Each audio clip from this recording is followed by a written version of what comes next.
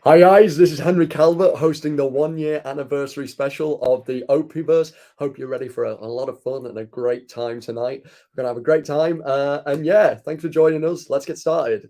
Shit. Did I leave the stove on?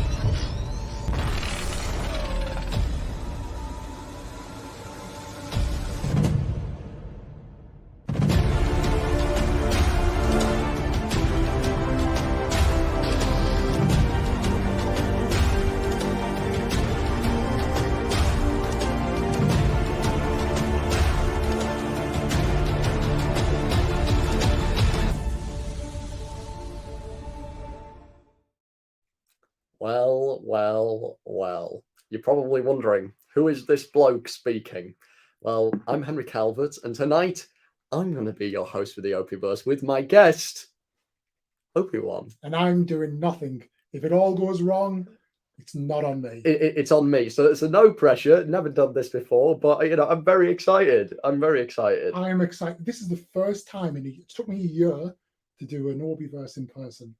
I'm honoured. I'm the first. I was actually the second guest on the Opie-Verse. You were? A year and 51 weeks ago. Wow. What a 51 weeks I know. it's been. It's been a wild 51 weeks. Can I just point out as well, this stream is sponsored by Mrs. ObiWan Cookies. I had to say that to get these cookies made. But it feels fitting because these have been represented many a time over the last year. So I just want to get that out there. I can't wait to have one. I can't wait. Yeah. So yeah, tonight it is the 1 year special. We're going to be discussing all things Opie-Verse. We're going to be talking all things geeky. What we've been up to in this pretty crazy year online. So yeah, Mr. ObiWan, you're enjoying that cookie. I'm scared to ask you a question. Lovely. Go for it. Yeah, I mean, 1 year. What I want to know, what made you start this thing that gave up your Sunday afternoons? You got no Antiques Roadshow, no nothing now. It's just Opie-Verse. What made you set out on this venture? Some people might say I belong on the Antiques Roadshow, but let's not talk about it. The one thing that the main reason I did this is obviously I started my adventure on TikTok. And TikTok is brilliant at what it does. And it's revolutionized social media and given so many opportunities to others, as you well know, who probably wouldn't get that opportunity or wouldn't get it so easily as TikTok has kind of afforded them to do. But the one thing I think it doesn't do well is promote conversation. Sometimes it stifles conversation, it creates sound bites, which are quite dangerous at times. So I really wanted to just converse with people. I love conversing with people. I love learning about people, seeing people's journeys, understanding what motivates people. And there were people out there that I knew I wanted to talk to, who I've only ever previous to that, I'd only ever spoken through comment sections or through stitches or duets, which isn't a conversation. And I thought, you know what? Let's just do it. Yeah. And met some awesome people. You have some very awesome people. One in particular, Henry? No, he's sat here right now. JB says the mic isn't synced up to the lips. No. Ignore him. He's right. So this is a learn. This is a learn, Henry. It doesn't. I don't know why, but it isn't. I don't know why. Just get used to it, JB Bricks. I think JB and Henry and everyone. I think because it always happens, but when I'm on with other people don't focus, or if sometimes I actually hide my mouth behind the mic, so you can't tell. But I don't know why it is, but I think it's more to do with the GoPro rather than the mic. Don't blame us, blame the equipment. Yes. I'm working on a JB though, and because we're going to be doing more of these, I'm going to be investing in some better technology that will make this super synced. So yeah. Oh, and yes, you've got to do more of these. This is keep continuing past a year. You've had some incredible guests so far. I want to know dream guests for the Opie-Verse. Who would you want to see on here and converse with? How many am I allowed? Let's go top three. Let's go top three. Let's say top three creators you'd want on here. Okay. Because I know you'd want like Harrison Ford and George Lucas and all that. Yeah. But like, So because he's watching, I'm going to say, JB, I am not going to include you in this list. And I am not going to let you know if you would have been included on this list. Because I'm not going to feed your ego like that. However, but JB would absolutely be like somebody I want on here. And we've spoke about it and we're working towards making that happen. More broadly, Theories by T. Theories by T. Good friend of yours. My good friend T. Hello. Yeah. Would absolutely love to. He's my Marvel creator. Yeah. So we were talking about this beforehand. Like whenever there's been a show on or a movie, and I want to understand it because I love Easter eggs, I love detail. He's my go-to for that. So absolutely Theory by T. He's also a gem. Real nice guy. Theories by T. He strikes me as being a gem as well. So absolutely. It is looking amazing. Thanks. Who was that? Was that Jeff? Hello, Jeff. Hi, James. Background's looking amazing. It's all right. See, I'm learning how to put comments up. So this is incredible. Right, okay. How do I get rid of that now? Just press it again. Hi, there we go. It's my pal Nathan. There's my pal Nathan. That's James. No, Nathan. Well, hello. Yeah. This is a very nice podcast to come into. Well, I hope you stick around, Nathan. I hope you stick around. Aye. So we've got Theories by T. Yeah, definitely Theories by T. Yeah. Another one, somebody I spoke to, but we can never like get a date locked in, is it's Bella Rose. So she's a Star Wars cosplayer. Right. But she's in Alaska. Okay, right. So time zone wise, she's like the furthest out. But she's brilliant and brilliant cosplayer. Big, I mean, she's covered in like Star Wars tattoos. She got Ashley Eckstein to sign, brilliant. And then she got the tattoo, the signature tattooed. But she's doing great stuff and she's everywhere. So I'd love to get her and have a chat with her. Last one. Any of the US lot? But she's American. Oh, yeah, because Alaska. Yeah. Should I tell you who I'd like to see on here? Okay. But I don't know if he's already been on here. I'd love to see Mace Windu on here. He hasn't. He hasn't. Mace, do it. So I still get like creative fear. Like I like generated by, because he's like a big one. Just tell the people about the cookie now. Very good. Very, very nice. Yeah. Come on the Opie-Verse, Mace Windu. I have cookies. Would absolutely love to. And I do think with like Celebration next year, and I've been to LA, would love to get back to LA.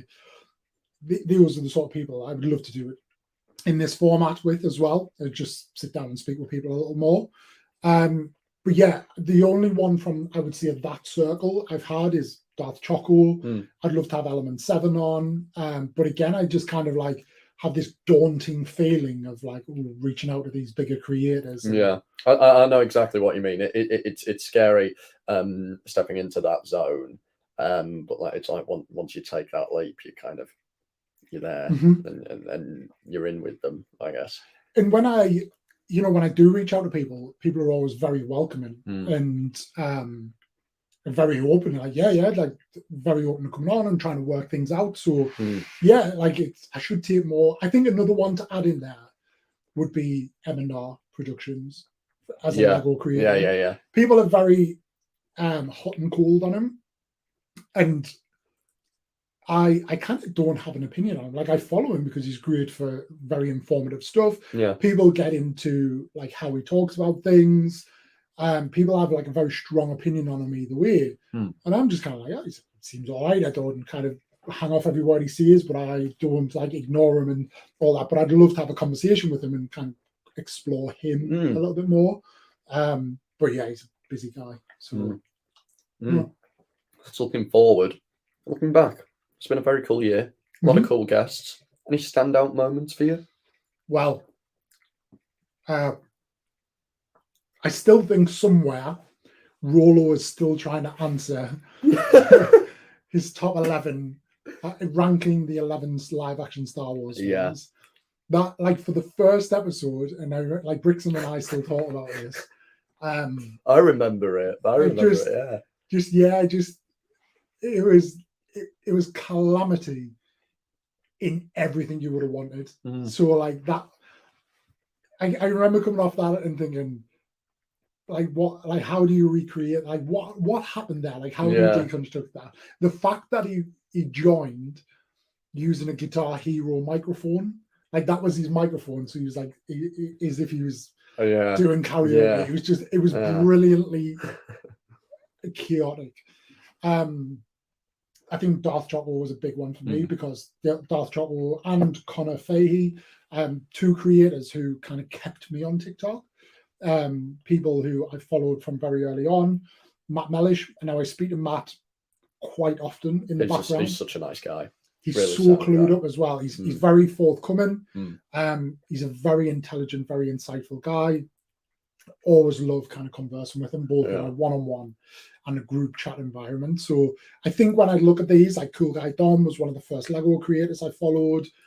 Matt, and these are all people, and you know, going back to who I'd love to have on, somebody even like Epic Bricks, you know, we talk about creative. Yeah. I've never reached out to Epic. I'd love to have him on, but I've never reached out. I reckon he'd be a real chill guy. I think he would. I think what's his name, Master Builder Alex works in the Lego Discovery Center or something. I wonder if with him though, I wonder if it'd be difficult because he works for Lego. And there might be some restrictions because I know Cy O'Connor, hi Cy if you're watching, by the way, he's like on this side of the Atlantic. I would say he's like he and London Bridge Bricks are like the biggest kind of Lego podcast, but not podcast because they kind of do a more open format. But they do their great Lego streams, and Sport aside in the background, he says even people who've been on Lego Masters really struggle with those because they are that Lego affiliate, or even people part of LAN, like everything has to be approved and all that. So yeah, it'd be difficult. Another one would be, I don't know if you know the Australian girl, Holly on Film. They're all coming out now. So I think she is Australian, but I think she's on like a bit of a year's tour of the world. So she's been to the UK, she's currently in America, but she was in LAN, and LAN, they kicked her out of LAN. And I don't know if it's really out there about why. So I'd love to have that conversation with her as well. But yeah, there were a lot of people, a lot of cool creators. But yeah, a lot of moments. I'm trying to think if there are any. I know what some of mine were. I think we had a group. There was a group OpieVerse at Christmas. Is that right? I think that was. Yeah, we did a group. I think that was the first group one I did. And that was a lot of fun. I remember Matt was there. There was just a lot of us there, and people who I'd never spoken to before. And I think at that point I was still wasn't really in a community. I was still making stuff on my own. I was sitting quite happily on like, I don't know, 20k or something. So then doing the group OpieVerse for me, that was a way of me like getting more into the Lego community. And kind of since that, before then, but mostly from that point onwards, I did feel a lot more involved in the Lego community. I don't know. For me personally, that's a highlight. Yeah, I remember at that point I was thinking, I want to do the group things. Not really sure what I want to do them about, but let's just use Christmas as an opportunity to everybody get together. And it was a lot of fun. And then I thought, well, actually, let's do these every now and then, but let's build them around something. So we've done typically around the Kenobi series, Boba Fett. But, you know, what are we expecting? Talk about the series hype at the beginning, then break it up at the end, but then start to talk about like the Lego aspect of it and what do we hope to get out of it. So, yeah, I've enjoyed them. Want to do them more. Well, Nathan says, doing another comment here, guys, I'm getting the hang of this. The Kenobi Roundup OpieVerse was phenomenal. Personally, such an incredible opportunity. Nathan, I personally really enjoyed the Obi-Wan Roundup with you. It was a lot of fun. You enjoyed it because you got an opportunity to rant. Aye. If you go back and watch the Kenobi, OpieVerse, I go a bit irate. What was it about? Was it about Kenobi, or was it? I know you went off about MCU a little bit. I think I'd had a long week. I think I'd had a long week. It's been a long year. I'm knackered. It has been a long year. But yeah, it was something to do with Kenobi, and everyone was griefing about it. I was just like, I'm done, Nathan. I'm done. Yeah. Tired. Like, shut up. Yeah, you can go and watch that now. When was that? A couple of months ago, last month? It wasn't that long ago, because it would have been after I got back from Vegas, so middle of June. Yeah, middle of June. So 6 weeks ago. Yeah. No. So yeah, that was fun. And then we've got, what's the next thing? Is it Andor first or Bad Batch? I think it's Andor. Andor's end of August, isn't it? Oh, yeah. It's sooner than you think, considering we've only got one trailer. Correct me if I'm wrong. A trailer. I think you're right. Not one trailer, which, by the way, I very much liked. I liked the Andor trailer. Let us know what you thought about the Andor trailer and if you're excited about it. But are you excited about Andor? I'm quietly excited about it, but I think I'm more excited about the concept of it, because it's what it seems to be is, certainly initially, is a series set in a Star Wars world rather than a Star Wars series, which I think we need more of. Yeah, I think it will tie back in, because it'll plug into the back end of Rogue One, which then obviously plugs into the back end of New Hope. Yeah, but it does. What I like is that it's not going to be about Jedi, and you're not going to get Luke Skywalker popping up, or we're not going to get the Mandalorian. I thought the editing in the trailer was ace as well. Yeah. I like the sound and everything was just ace, and I like my Star Wars politics as much as Nathan says. As much as I don't like the prequels, I do like me some Star Wars politics every now and again. Especially, I feel like the period of the Rebel Alliance is a cool time for Star Wars politics. Yeah. Because it's not as boring as like Trade Federation nonsense. But yeah, and so I think in A New Hope, we kind of lose the politics because they disband the Senate. Yeah. Alderaan. So like, you don't get it in there, but yeah, that the Imperial Age after the prequels. Yeah. Like I definitely want more of that, because you want to see how like the senators and the governors are reacting and how they 100%, 100%. JB says, Henry, where did you see the Andor trailer? Can I? Of course you can. Yeah. I saw the Andor trailer at Star Wars Celebration in California. It's pretty awesome. That was pretty cool. All right. I'm not gonna lie. It's my show, not yours. I think you should go. It's the one in London. Are you going to go to the one in London? Got Definitely. tickets. Have you got your tickets? Yeah. Oh, ace. Full weekend, thanks to Jacob. Full weekend? Yeah. Oh, ace, man. So, because I'm guessing a man of your caliber doesn't have to buy tickets like the peasants of all of us. But I was sat in here, so I had my laptop on, my phone, my iPad, all in the queue. And it generated, and it was like over an hour on all three. And I was like, fuck. And then I was like, right, okay, everybody, we're all in Discord, like, who's got what? And everybody had over an hour. But then all of a sudden, people were like, nope, I've got 50 odd minutes. I've got 30 odd. And then they were like changing. And mine were just stuck for like 45 minutes. Mine were all stuck on over an hour. Yeah. It's like, what's going on here? But then Jacob, so Jacob Go to Bed, that's actually his name. Oh, right. Wait, that's his actual name? Yeah. No way. So shout out Jacob. He's in Tenerife at the minute, so he's probably not watching. Oh. But he had multiple queues up, got his, and then he had another one that was coming to fruition in like 15 minutes. And he was like, does anybody want to meet use of me queue? I was like, yeah, please. So he swooped in, and then I sent him all my details, and then he basically just purchased it as me.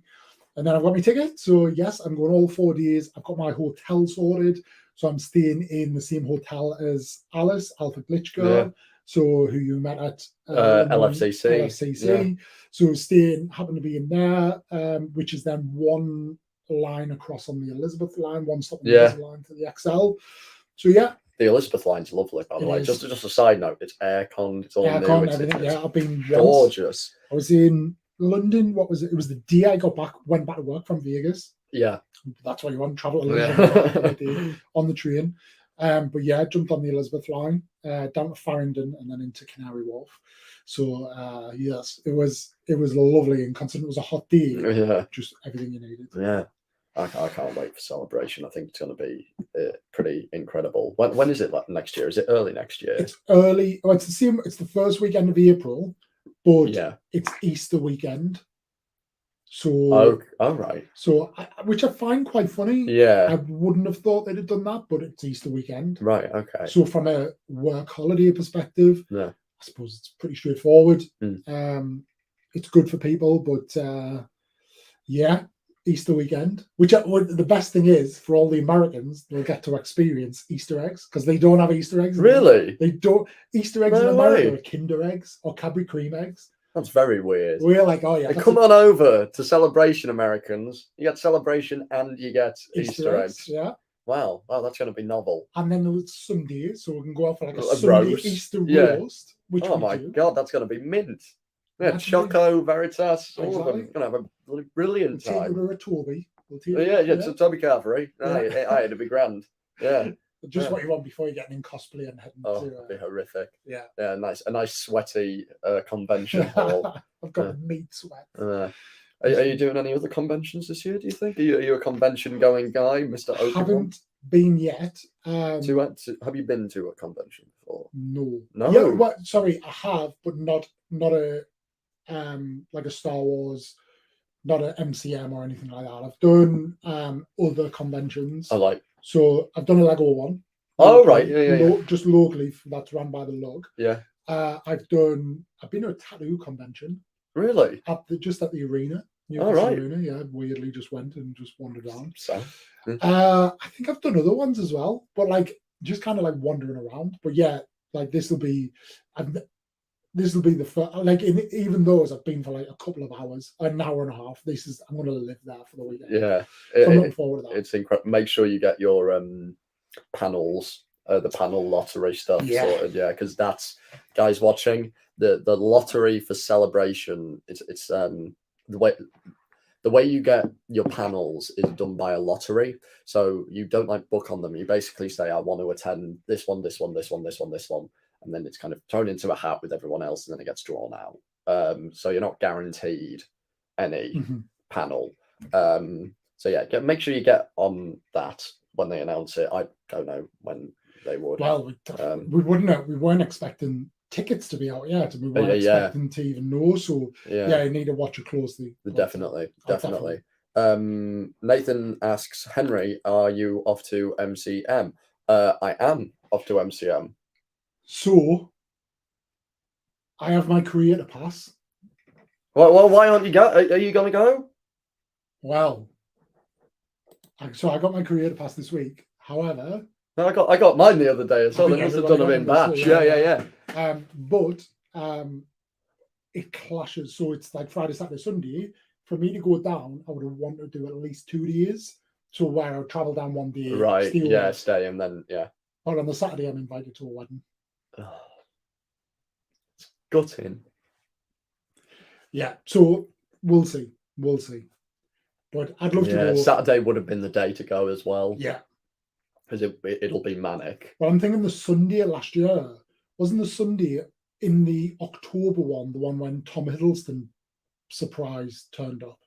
Because it was just before Loki had started. Well, no, Tom Hiddleston was, I think, going to be there anyway. Right. Because there was Tom Hiddleston, Sylvie, and Kang. Yeah. Were all there at MCM last year. I went on my own, which was a mistake. And as a recommendation, don't go to Comic-Con on your own. Make sure you go with friends. Otherwise, it's a rather lonely, I don't know. It's a rather depressing and lonely affair. But this year, watch out for a bunch of the boys on the Amazon show because we're doing a group cosplay, and I'm the Deep. I've never watched the boys. You never watched the boys? Never watched the boys. Oh my god! Sorry. How good is the boys? The boys is brilliant. This is all I hear. You need to watch the boys. I don't really know. I told you I've never seen Breaking Bad as well. I've never seen Breaking Bad, so it's fine. You know. I've just remembered you were on the last. So it was the Kenobi podcast where I was saying about Train Spotting. Yeah. You haven't seen Train Spotting. I know. No, none of you have seen Train Spotting. Yeah. I'll be honest, guys. I'm a bit of a fraud. So I'm like a superhero Marvel guy, all of that kind of thing. I haven't finished Hawkeye. I haven't finished still. I got to episode 4 and I got incredibly bored of Hawkeye. Haven't finished Hawkeye. Yeah. Haven't finished Moon Knight. How have you not finished Moon I, Knight I though? don't know. Have you watched Yeah, it? yeah. Because I got to like episode 4 and I got bored because See, I I didn't feel think it was going I anywhere. was more invested in Moon Knight because I love Egyptian mythology. Right. Yeah. So it was like, and the Egyptian mythology didn't really start coming in till the middle. Yeah. So yeah. like I was more invested in it through that. It just seemed a bit of a slog. To like it was like, right, let's get somewhere. Let's go. What I did like, I agree to an extent, but what I did like is we didn't know what was going on. Like I didn't. That's true. That's my true. introduction. That was my introduction to the Moon Knight character. Mm. So I was like, what exactly is happening here? Yeah. And everything was a surprise, which I love. Whereas, I suppose for some people, especially if you've read the Moon Knight comics, you will know what's going on and you know why it's going on and might have felt a bit slower. But yeah, I did like Moon Knight. Yeah. I haven't finished Miss Marvel either. I've got 2 episodes to watch and I just keep forgetting to go back. Yeah, I think I've got 2 as well. But the thing is with Miss Marvel, right? I liked the cutesy people kind of have a go at Miss Marvel for being too cutesy and too kiddie-fied almost. It's kind of the point, though, isn't it? That's the point. I like episode 1. I thought was really cute. I really liked episode 1, and then all of a sudden I'm on episode 4, and they're in like there's like an undercover, like a assassin people, and I'm like, this isn't really my school kind of buddy kids thing anymore. I don't know. I what do you guys think? For me, Miss Marvel's not really hitting the mark in the later episodes. Even though it's done. I hear episode 6 is really good. Well, I've seen the spoiler, so of the cameo. Yeah, I've seen that as well. I've seen that as well. But I do wonder, and I said this about Kenobi at the time, I do wonder if they would be better served introducing some of these characters prior to, like, introduce them in a movie, and then they get their own series, so at least we have that introduction to them and we got a bit of understanding who they are, or give them a movie. So I think that personally I would prefer to see that, because it just feels like it's starting cold every time. And you're like, and you have to get invested. Why you would like to see something that gets you on the hook first, and then you're like, okay, I want to see more about that character. And then I completely see it. That's a good way of putting it. Speaking of Kenobi film TV thing, last time we spoke, you wanted it to be a film. Yes. Are you still on that train? Yes. Yeah. And I really want to see the Patterson cut. The Patterson cut. Have I spoke to you? I don't know if I talked about it. I don't know what the Patterson cut is. I'm thinking of Robert Pattinson. No. So there's just this guy on TikTok who thinks like I did. Right. And thinks it should have been a movie. Took all of the episodes. Yeah. And has edited them down to a movie, to a 2-hour, 40-minute movie. Oh, right. He was then like, I really like this. Yeah. I want to share it, but I don't know how to share it, because as soon as I share it, Disney are going to be like, you can't do that. So I think he put it on his own website and it got shut down pretty quick. Right. So then he's talked about doing different things, and he's actually said, like, look, I'd be happy if Disney just wanted to put it on Disney Plus. Yeah. They're never going to do that, because I think by acknowledging that, it then kind of says that we should have done this. If it gets this sort of rating. So, and if they wanted to do that, they could do it themselves and probably do it even better, considering it isn't. But I want to see it, because I feel like if it's great, then I'm like, point proven. Brilliant, or actually, those bits were important. And I think the other problem as well is when it's a fan-made edit, that bias comes into play, especially with things like Reaver. And if he wasn't a Reaver fan, he would really edit it down. And, or if he wasn't a fan of young Leia. But when he talks about it quite objectively. So I'd like to see it. That would he'd be doing back alley VHS sales of it, maybe. Still outside of Radio City. Is it Studio City? What's Radio City? So where they filmed. No, have you seen please tell me you've seen Pam and Tommy. Well, the thing with Sebastian Stan and Lily. I'd only watch it for Lily James. Have you watched it? No. How have you not watched that? I don't know. I'll tell you what I did like with Sebastian Stan was Fresh. Have you seen that? That was mint. Apparently, he's got a new thing out on Disney Plus, I think, or is it Netflix? Oh, really? Brand new movie. He's actually like a good actor. Oh, yeah. I feel like the MCU does him kind of dirty in his ability, because since the Winter Soldier movie, he hasn't really done much. I don't think he's just been around. Honestly, watch Pam and Tommy. If you haven't watched it, is it a series or a film? Series. All right. Okay. His depiction of Tommy Lee is fantastic. I know nothing about all of that. Right. So the basically premise was they went famous for the sex tape, which is the infamous sex tape of Pamela Anderson and Tommy Lee. But I won't go into it, but Seth Rogen's in it, because I think Seth Rogen produced it. Oh, right. Okay. But he plays the guy who leaked the tape.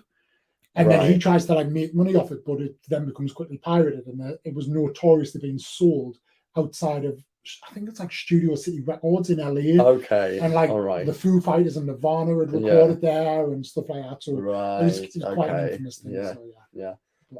We've got Brick Pursuit in the chat. Hi, Max. Hello, Max. Nathan's still here. JB says he'll be translucent in my boys cosplay. That basically means he won't be there. Yeah, I like it. Yeah, no way Henry is the Deep. Yes, I know, Nathan. I've unfortunately been cast as the Sleaze in the group. Andrew's visuals is for some reason Homelander, the Superman character. Is that the one with like the blue and the blonde hair? Yeah. Joe, I feel like Andrew's visuals made the list. I feel like he decided who. Yeah. Joe, HC Joe is going to be Huey. Alice's Pixel. I always mixed up to either Alice Pixels or Alice's Pixels. Starlight. But yeah, so we do need a translucent, and we do need a who else is in the 7? Some other people. I'll let you know close to the time. I will be there. JB Bricks will be there. Oh, JB, you're actually going to MTM. Good lad. I appreciate that. He got his creator pass as well. Oh, I feel like we all must have got it. Like, I know of one person who didn't. Really? Yeah. So sorry, that one person. We won't name and shame. I don't think they're watching. So that's fine. No. That's fine. God's sake. But, it's the only one person I've seen come out and say I applied and didn't. Because I didn't realize like how. Well, I don't know how to word this. I got my creator pass for MCM last year when I was on like 7K. I think it's a lot bigger this year, though, isn't it? Yeah. Well, I mean, last year it was just out of. Was it just out of? I don't even think it sold out last year as well. Did it? I don't know if it's sold out yet, but it's. I imagine this year will be a lot bigger. To be honest, I don't know how they can make it any bigger, because last year was like manic. Mm-hmm. With the creator pass, you kind of get in before even early access. Yeah. So you can just get to wander the halls, look at the stalls, do everything completely free. And then it hits 10 o'clock when general admission opens. And it's like you're just opening the floodgates. I did think that. I was looking at the email and it gave no information of like when to be there. I rocked up half an hour before early admission, and I got in. And it's like your own private like press entrance. Not gonna lie, whoever's got their what's it called, creator pass for MCM, be prepared for the press treatment. It's great. It's great. Yeah. You just get snuck in. It was like you go to the main entrance. I was like, oh hi, here to collect my creator pass. Wrong entrance. Go to the other side. It's massive, and it's the XL at London. Isn't there huge? Isn't there a DLR stop on each end? Yeah. Literally, there's a DLR tube stop at either end of the building. It's that big. Send me to the other end of the building. There was like a security guard. Hi, I'm looking to collect my creator pass. Do you know where I need to go? It's just in there, mate. Go in. Oh, hello. What's your name? Oh, Henry. Oh, great to see you. Right, there's your pass. All right. Okay, sound. Past the swathes of people. Brilliant. Did you create anything? Did you do any content? While I was there, I did like 2 videos basically saying how incredibly busy it was. In classic Yorkshireman fashion, it was hard. God, I don't want to be there. Get me back to the parish. Yeah. But this year, I don't really know what I'm going to make when I go. I mean, what kind of stuff do you think you'll make if you go? Or even Celebration, what kind of stuff would you make? So I've actually said about Celebration, I'm not sure how much content I will make, if any, because I really want to just enjoy Celebration. And I'm not going as a creator. It's not like I've been invited. I've paid. You're going as a fan. Yeah, exactly. Yeah. So, but when you're there for 4 days, there's going to be time to kill. Yeah. So I would like to do. I'll take stuff with me and as I said at the beginning, I'm going to invest in some stuff to do this better. And I think I know what I need now, so that'll really help with that. But yeah, I think I'll do that, and then I'd really like do some kind of one-on-one creator stuff as well, like sit down and just have some chats. I'd kind of love to do. I'd probably do this more at MCM, but like run around with a microphone and a phone and just be like live on TikTok and be like, no. What's your favorite? What are you most looking forward to? That kind of thing. But I do wonder when you've got that many people in a building, how good's the signal and stuff like that. And I'm slightly worried about that. I want to do something similar when I go to Disneyland Paris in September. Because we're going out there to promote Avengers Campus, and I want to make kind of that. Yeah, it'll do. Thank you, Disney. And yeah, just to make that kind of thing. Do you need anybody to come and play the thing? You know what to call? I'll be Johnny Storm. Yeah. I want to make content like in public and with the public. I've done like bits of that, like a little bit of that so far. But I'm like, it's nervous. It's nerve-wracking making content out in public. Have you seen? Do you know who'd be great for you? Totally unrelated, but a guy who I think you'd be brilliant with. I think he's what's it called? Harrogate. He's quite often on the streets of Harrogate, live on TikTok, holding up a sign like, "Are you okay today? Or do you want to?" Oh, really? Harrogate's quite near me. Yeah. He's like he just stands there and he just chats to people live on TikTok. He's like, "Are you feeling all right? Like, is anything you want to do?" Oh, right. That's it. Who I really like Max Fosh.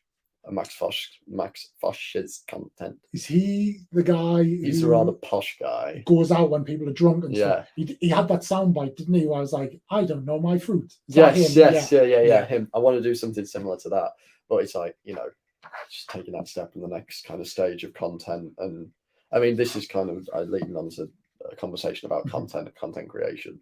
But it is hard to like take that next level. That's the Phil Collins guy from TikTok. Hi Natish, love you, man. Who else is here? The Movie Spoon. It's me, Kaylin 501st Bricks, just changed the name. Hey buddy, how you doing? Henry, thank you Nathan for your kind comments. But anyway, moving we were talking about content creation, and I want to continue on that line. I feel like it's been a year for me. When I look back on like my year, I look where I was when I first came on the show, what content I was making then and now, completely different. How do you feel? Do you feel you've like adapted and changed your content in that year? Do you want to change and adapt, or do you like what you're doing? So the last 12 months, I would say, have been a year of kind of figuring out what I want to do. And I think I know what I want to do now. So there's times when I've been like this close to quitting TikTok, and like, because I just thought like, do I really want to do that? But to kind of go through my journey in life over the last 12 months, like I had 2 new jobs. So I started a new job in May last year. It was like a sideways move to cover off an area of like my CV that I didn't already have. And then 3 weeks ago, I started my new job, which was a promotion, and I'm in like a really good space. So like I don't do this for my livelihood. I do it because I enjoy it, and I've kind of got to a point where it's like, okay, I've figured out what I enjoy and go forward from there. So I really want to like condense and do more of what I enjoy rather than just more content like in bulk and mass. And I recently set up like my spam TikTok account where I'm just going to talk about like do stuff that plug it. What's the name? Opie fans. I like that. Yeah. I don't think I've found that yet. I mean, I've only done like 3 videos. All right. Spam it some more. Well, I plan on doing it. So, I mean, it's only been live like a week, 2 weeks. Right. Okay. But yeah, like I want to talk about like obviously I love food, and I you see people like #Brady, absolutely. And it's not just for creating content.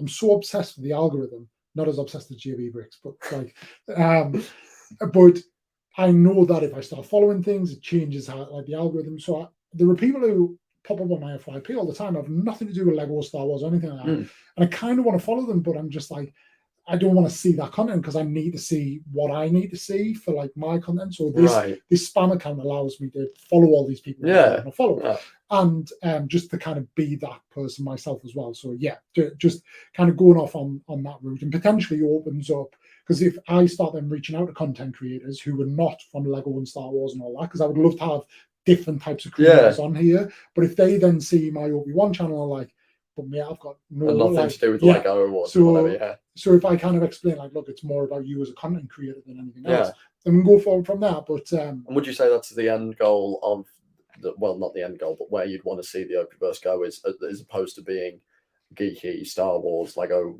podcast? I think a bit of everything. I just think, it's a content creator podcast. Yeah, because I think even a bit more than that, I think I would love to go further with that as well. But just like interesting people, and just go from there. And I think that's where doing it in person really unlocks that. 100%. I think both from an opportunity perspective, but also a enjoyment perspective. I think the conversation deepens by doing it in person. Get the opportunity to pre-record as well if you want to do that, especially if there's some sensitive points. That person has an opportunity to say, can we cut that out, and be part of the editing process. So I'd love to just do that. And I'm here because I just enjoy talking to people. So really want to build upon that. But yeah, it's allowed me to understand kind of how it all ties together, and just kind of go at my own pace and do that. But do you know, somebody who I've really come to enjoy and have a lot of time and respect for, and this is no surprise to anybody who knows him, is Mr. Beast. Like, you just, like, the guy, I don't believe he's a character. Like, people, some might see like, oh, he's kind of putting it all on, and like he's just, but he genuinely seems like the most stand-up guy ever. And any money he creates, he's like, nah, let's just give it away and all that. So I would never be on that scale. But what I love is, do you know, like, I don't make a lot. Like, I make pennies really, and I don't even track it, and I don't try to make more money from it. But I would love to monetize my YouTube simply because it will become another source of income. But I would like to use that income to give, but especially with at the minute, like the cost of living crisis. Oh, like, it's horrific. And you think, like, when we get to Christmas this year and all that, like, people are just like, there's going to be kids who have probably done well on Christmases the year before, like the last few years, or probably for all their life, and they're not going to understand why things have changed. And I'd love to just kind of like use my platform and do some deals with, like, do some agreements with some brands. Like, Lego's never going to do it, but like some toy shops and like supermarkets and stuff. And there's one video that always stuck in my mind with Mr. Beast. It was, and I love the concept where he basically goes in with a credit card in a shop, and he's like, right, like, buy whatever you want. The credit card has a limit. If the payment's accepted, you get everything you bought. If you go over, you've got to put it all back. And I'd love to do that with, like, go in like, say, a Smith's toy store, go in with a gift card with their permission. Probably they support it. Like, there's no credit to me as such. Like, I'm not getting anything out of it. But go around and be like, look, here's the deal. Smith's will give me. I've got the Smith's gift card. You can buy whatever you want, but if you go over, if the transaction's declined, unfortunately you've got to put it back. But then just keep doing it until the card runs out. Yeah. And I've seen them do that with people. That'd be a great move. I'd love to do that. Yeah. And I think it's very watchable. People enjoy it. And then it would kind of you create a bit of a rhythm there where you generate more income. And then you can give more back. 100%. So I'd love to do that. Yeah. That's like really nice, and it's refreshing as well, because I think you see online people making content because that's what they do, and like, oh, I need to do this, I need to put this video out, and it's nice and refreshing to hear people talk about making content. It's because they just enjoy making content. And it's hard. I found it difficult for me, like growing. When I was initially growing, it was like, oh God, I need to make the most out of this. Oh God, like I need to be posting, I need to be doing this, and then all of a sudden your motivation for actually making anything just slowly decreases. And there's nothing more true than that, and we talk about it quite a bit in the Lego community. Like, I've got all these sets I need to build. Nobody ever wants to make a set where they don't go live. Everybody's like, I need to Yeah. go Yeah. live, or I need to do a video where I build and review it. And one of the things I've promoted, and a lot of people promote, especially through the pandemic, was Lego is it's a form of meditation, and it's a ability to decompress and escape. Yeah. It's a very personal thing. Yeah, exactly. Yeah. And it's that thing where it's like, I want to, I haven't built a lot lately. I mean, I built a few bits actually. So I built, what was the last thing I built? Oh, I built Dio. Yeah. And I built, guys, what was the last thing I built? I built something quite recently. Is it a little thing? I can't remember what it was. I built something like the other day. This is what happens when you get old, kids. What was it? Oh, it was that. It was the Mando's Naboo fighter. Yeah, that's an awesome set. Honestly, for 400 pieces, I thought 400 pieces is going to be like absolute breeze. It was so detailed. Like if you like the engines, like they're just like made up of so many individual parts. Oh, right. I might get that one. It is a good set. I haven't bought any Lego in a long time. So you unlock the door though. I know the floodgates will open again, and I'll be skint in no time. And I have enjoyed though when we talk about content. So when I talk about like the job that I've been doing, that job that I was doing for the last year took a lot out of me. So I kind of disappeared a little bit from the TikTok live build scene, and I think a lot of people did, but. I was getting like I work there, like that's my desk. Yeah. I sit there, and then the last thing I was wanting to do at the end of the day, after being sat there for 8 or 9 hours, was sit there and build. Whereas the job I'm doing now is far more interesting and more social in it. I mean, it's very early days. I've been in like 3 weeks, and it will get it's a promotion. It's going to be more stressful, but it's not always like as intense. So, and I feel like I'm more attuned to this new job, so it comes to be a lot easier. But with that, I get to the end of the day and I don't feel as burnt out. It doesn't become a vicious cycle. So I feel like I'm in a position to start kind of building again. And I built this week, which has freed up some more space. And the idea is where those 2 sets are, the Falcon will go there, the Star Destroyer will go there, they'll perch lovely behind you. I don't know where these sets are going to go, but get another room, build another room. So the idea is next year, if you like that wall there creates a bit of an alcove outside, and that goes onto the side of the kitchen. So the idea is we'll extend that way, and that will give us the extension of the kitchen downstairs, and then this room will extend that way. By a lot, but we'll probably, because that's Mrs. ObiWan's office in there, so we'd bring this wall forward and split the difference and get a bit, extend both. But that would be the idea, that end up with a lot more space. So potentially that happens, but you never know what's going to happen in the meantime as well. I am of an age, I'm a married man, who knows when. Don't be ridiculous. Well, what I mean is, we don't know when kids are going to pop up. Hello. Just looking at the comments, my mother says happy birthday, Opie. I don't think she quite realizes that it's happy birthday, the Opie-Verse. But it was my birthday last week, though. Oh, well, there you go. He'll take that. Thanks, Vic. Hi, hello, Nunny. JB Bricks is still here. Oh, I think this has run out of battery, mate.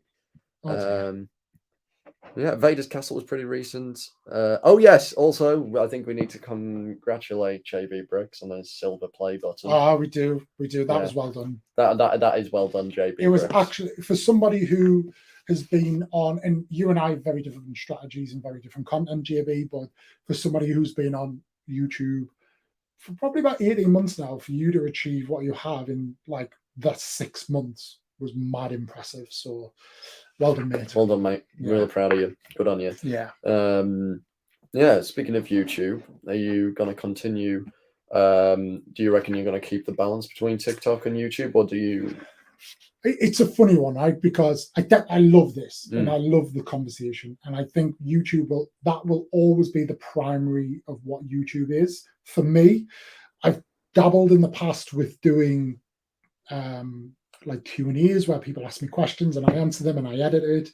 I've done where reviews of sets and stuff, but it's just, I don't know, maybe because I've got a bit more time and energy and motivation lately, I potentially bring those back. But I feel like if you're not reviewing every set you make, people aren't, YouTube's a very different space. So you've kind of got to stick with it. And I've talked to, like, in Matt Mellish, again, being a brilliant example of this, speak with Matt quite often about, and this is the biggest struggle that I faced over the last 12 months, is do I make YouTube my primary platform? Right. Okay. And that I think that's what you need to do. Yeah. Especially if you want to kind of start making that longer form content. So I've toyed with that, but actually then I've thought, well, I'm not ready to, because, you know, TikTok, you can literally make a video and edit it in 10 to 15 minutes. I mean, we before we started this, there will be content coming out when we wrap this up. Yeah, baby. But we filmed 2 videos in max 15 minutes. Well, so 15, 20 minutes. Yeah. By the time. And that's one of my skit videos, and then a video with a sound, which took us a lot of re-records because I'm an idiot and I can't. No, we were both as bad as each other. I can't sync up on what they call them, sounds, voiceovers, whatever. Spoiler alert, though, Henry voices Ryan Reynolds. It's a match made in heaven. It is. It really is a match made in heaven. But yeah, I think with YouTube, it's like, I would like, in an ideal world, I would love to do more longer form content. But it has to be good. And I just haven't got the time and energy to put into it. It's a massive commitment compared to TikTok. I mean, I'm struggling with that at the minute. Like, YouTube will be on the way soon, but I feel like because I'm in a fortunate position now where I do content full time. It's like I can kind of like take that step before I go to uni. But it's like getting in there and knowing what I'm doing before I go to uni. That's like, can I deal with the stress of content creation and uni and like a social life? And there's a lot of moving parts. And I love content creation. I really do love content creation.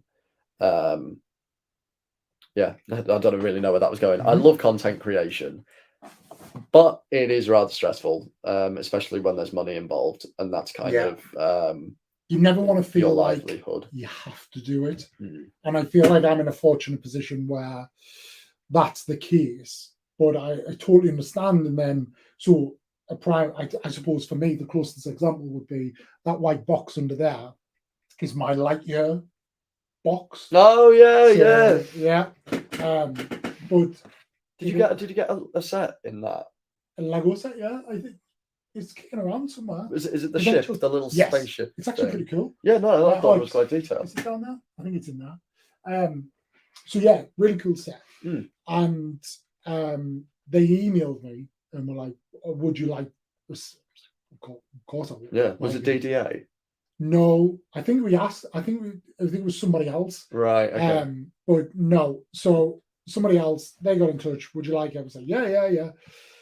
And then they seemed to get in touch quite way in advance, and then the box turned up. Oh, really? Like, right. I think it turned up like the day or so before I went to Vegas. Right. I was like, I haven't got time to like do it. Or I went to Turkey first and then came back.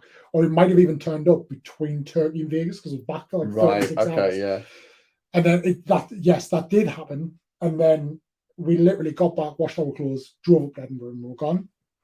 And then whilst I was in Vegas, I got an email, just the friendly reminder email. Like, hi, if you want to post about this, please use these hashtags. Yes, just a reminder, these are the hashtags and all that. And I was like, yeah, cool, really apologize, but like I'm aware it turned up like in the 24 hours I was home. So yes, I've got it, but it will have to be one of those where it's done when I get back. And she's like, oh, okay, fine. And I was just like, well, yeah, I'll probably never get asked to do anything off them again. But I was just like, yeah. And then I posted the video like 3 days after the film came out, sort of thing. Okay. So I did it and I acknowledged it in the video. I was like, look, I'm late. I know, like, that's the case. Yeah. but yeah, that was probably the first time that I really felt like I had to make content, Mm. and like I was like, don't really like this and all that. But yet I've done my, I don't know if you can see there, there's the Grogu on the windowsill. Oh That yeah, was from that was the bounty. yes, thing. Yeah. bringing on the bounty where I got my tracksuit and everything. Yeah. I love that one, but that was very different because the communication seemed a lot better. Conversation building up there, it was great. Got invited down. It wasn't just like a box. Yeah. And like it was weird because I suppose it was quite early on in my content creation, and like nobody tells you what sort of content to make, and you're like, well, do I post It's really daunting. But I do like them, and if anybody wants to send me a box, if Disney or whatever, or the PR companies that represent them, more than happy to. It was just bad timing for that one, but yeah, I love that. And when I think about all of this, I would like that is all I really like. It's a form of acknowledgement that I really appreciate. Like when a brand like that is like, we want you, and you totally get this even more so, like the experiences you're having, and you know, essentially you're the face of these, some of these now, they're working towards that and like really wheeling you out and putting you on the red carpet and all that. But you know, it's just it's so good to just be asked and to be. It's in when I first got asked, I got approached about Celebration in like early April, and then I got approached about Multiverse of Madness in Milan, like halfway through April. I was sat on the toilet, got an email through, Disney PR, whatever. Started crying. I was on the loo taking a dump, weeping like a baby because Disney have invited me to a Marvel event. I still pinch myself every time I'm at these things. I'm like, why am I here? Like, what is this? I did the geek crap, and I did a video of me getting ready to Phil Collins, but it's wild where content creation can take you, and you never know who's watching. Yeah, which I think's like really wild. Yeah, 100%. And you don't do reels, do you? No. So I talk about this quite often, but reels is very different to Instagram in that what does well on one doesn't always do well on the other, and vice versa. And it's somewhat frustrating. But what I always find is when a TikTok does well, nothing really happens. But when a reel does well, usually people are in my DMs and like, oh, can we? Or I get an email and they're like, oh, can we do this, or can you send stuff? So my two that on Instagram. What was my first? I did one and it done really well, and then most recently was the which did like 2 million views on Reels. Was I did the Peter Griffin child so it's Lois Griffin first, so I put the purple shorts on, and it was like sometimes I feel like the Mrs. ObiWan shorts are literally hung up on his wall. I love that. That is brilliant. You never know when inspiration happens. That is ace. So but yeah, it's like sometimes it feels like I'm married to a child, and then Peter Griffin's like, oh yeah. Careful who you call a child, because if I'm a child, know what that makes you. A pedophile. And so like did that, drop that on, and I created on TikTok and then repost on Reels, it goes down as my like a new sound on Reels, and then like every day I get like 10 because Reels notifies you when someone uses one of your sounds. All right. So like 10 Reels a day I get, like people like recreating it. What's really weird is it's I don't know why or how, but a lot of these creators are Black Americans. Oh, right. So for some reason, that video was very prominent in the Black American community, but whatever. Yeah. So but it's from that reel, I got kind of a couple of people reach out, and but typically what I find is when a reel does well, and I think it's because Instagram is certainly more well established, but then also it's so much easier to interact. Like for creators to just like boom, where we were talking about this earlier. TikTok, I don't know if it's a glitch at the minute, or if they're trying to kind of shut down links, even the ones that they've kind of built themselves. Weird, but they don't really want people leaving the app. So that is quite strange. Ellie Bricks and Bimbos is in the chat. She says, Liam, Oh, name one God. artist on Death Row. Oh God, name one artist on Death Row Records. How many do you want? I mean, Suge Knight was the founder of it. Tupac, Snoop Dogg, NWA. Yeah, get done, Ellie. Yeah, get told. Do you want Get more or told. what? Do you like? Get told. By the way, I will say on that, Straight Outta Compton is a fantastic movie as well. I need to watch that. It is a fantastic movie. Yeah. I definitely recommend that. Please tell me there's a Henry Opie rap incoming. Oh, And also there's a lot of, well, there's like 3 comments saying Geek Rap 3. Is there a Henry Opie Geek Rap coming? You know what? I'll say Geek Rap 3 will happen. Geek Rap 3 will happen. I could drop the beat for it. I could do the beat. Geek Rap 3 will happen.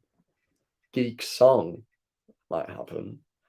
With a lot of collaborations, a lot of familiar faces are going to be in Geek Rap 3 and Geek Rap and Geek Song. You can dance. You can click. You can dance. You can click. Yeah. There we go. I'll get you drunk and then you'll be in Geek Rap 3. Disney, hope you're not. So, fun fact: when I was younger, I could actually, and I did MC. No way, really? So, I was a Raji as a kid. Basically, I was like a proper little chav. All right. So, okay. So listen to like proper rave music and everything. Yeah. Like boom, boom, boom, boom. Yeah, like full on, and have decks and DJs and stuff, and we all used to pile in each other's house and play rave music and MC. Nice. And so I can do that, but I doubt there's a place for you can do that in Geek Rap. There's a place for MCing in Geek Rap. Oh, I'm sure. I'll fit you in. I'll fit you in. Nathan poses a very good question, and I kind of want to reword it. What would your child self think that you are working with Disney? Like, what would your child self think of you working with Disney? I want to change that and say, what would your child self think of what you're doing now? Introspective and deep, Nathan. This is the questions we want. Fire more deep, introspective questions in the chat. Let's really get down to. Get under it. Yeah. See, like, it depends which way you look at it, because a young me, you got to remember when I was a kid, YouTube didn't exist. Like I remember when YouTube came out and became popular, and it wasn't even easy to upload. Like, you had to be a proper content creator to be able to produce, upload, and all of that. So, it was an expensive gig to be a creator and get started. So from that respect, I suppose, like, if actually 1990s Liam could see me, he'd be like, what the hell's all that? But I suppose if young me had kind of today's youth's kind of perspective and understanding, I think this is what, like, I've always been a geek. And like, I remember being a kid and having masses of Lego and building it with my dad. And, it was always like the gift that, like when you get a random gift on like a Wednesday after, like your parents come home from work and they're like, I've got you something to play with and stuff. It was always Lego. So there was kind of that, and then I've kind of got into the Star Wars Lego with my brother like 20 years ago. Well, not quite 20 years ago because he's 22, but like a little bit older. So like we built all of that. So it's definitely been there. And I always wanted to do this. It was just the pandemic led me to give me the opportunity to do this.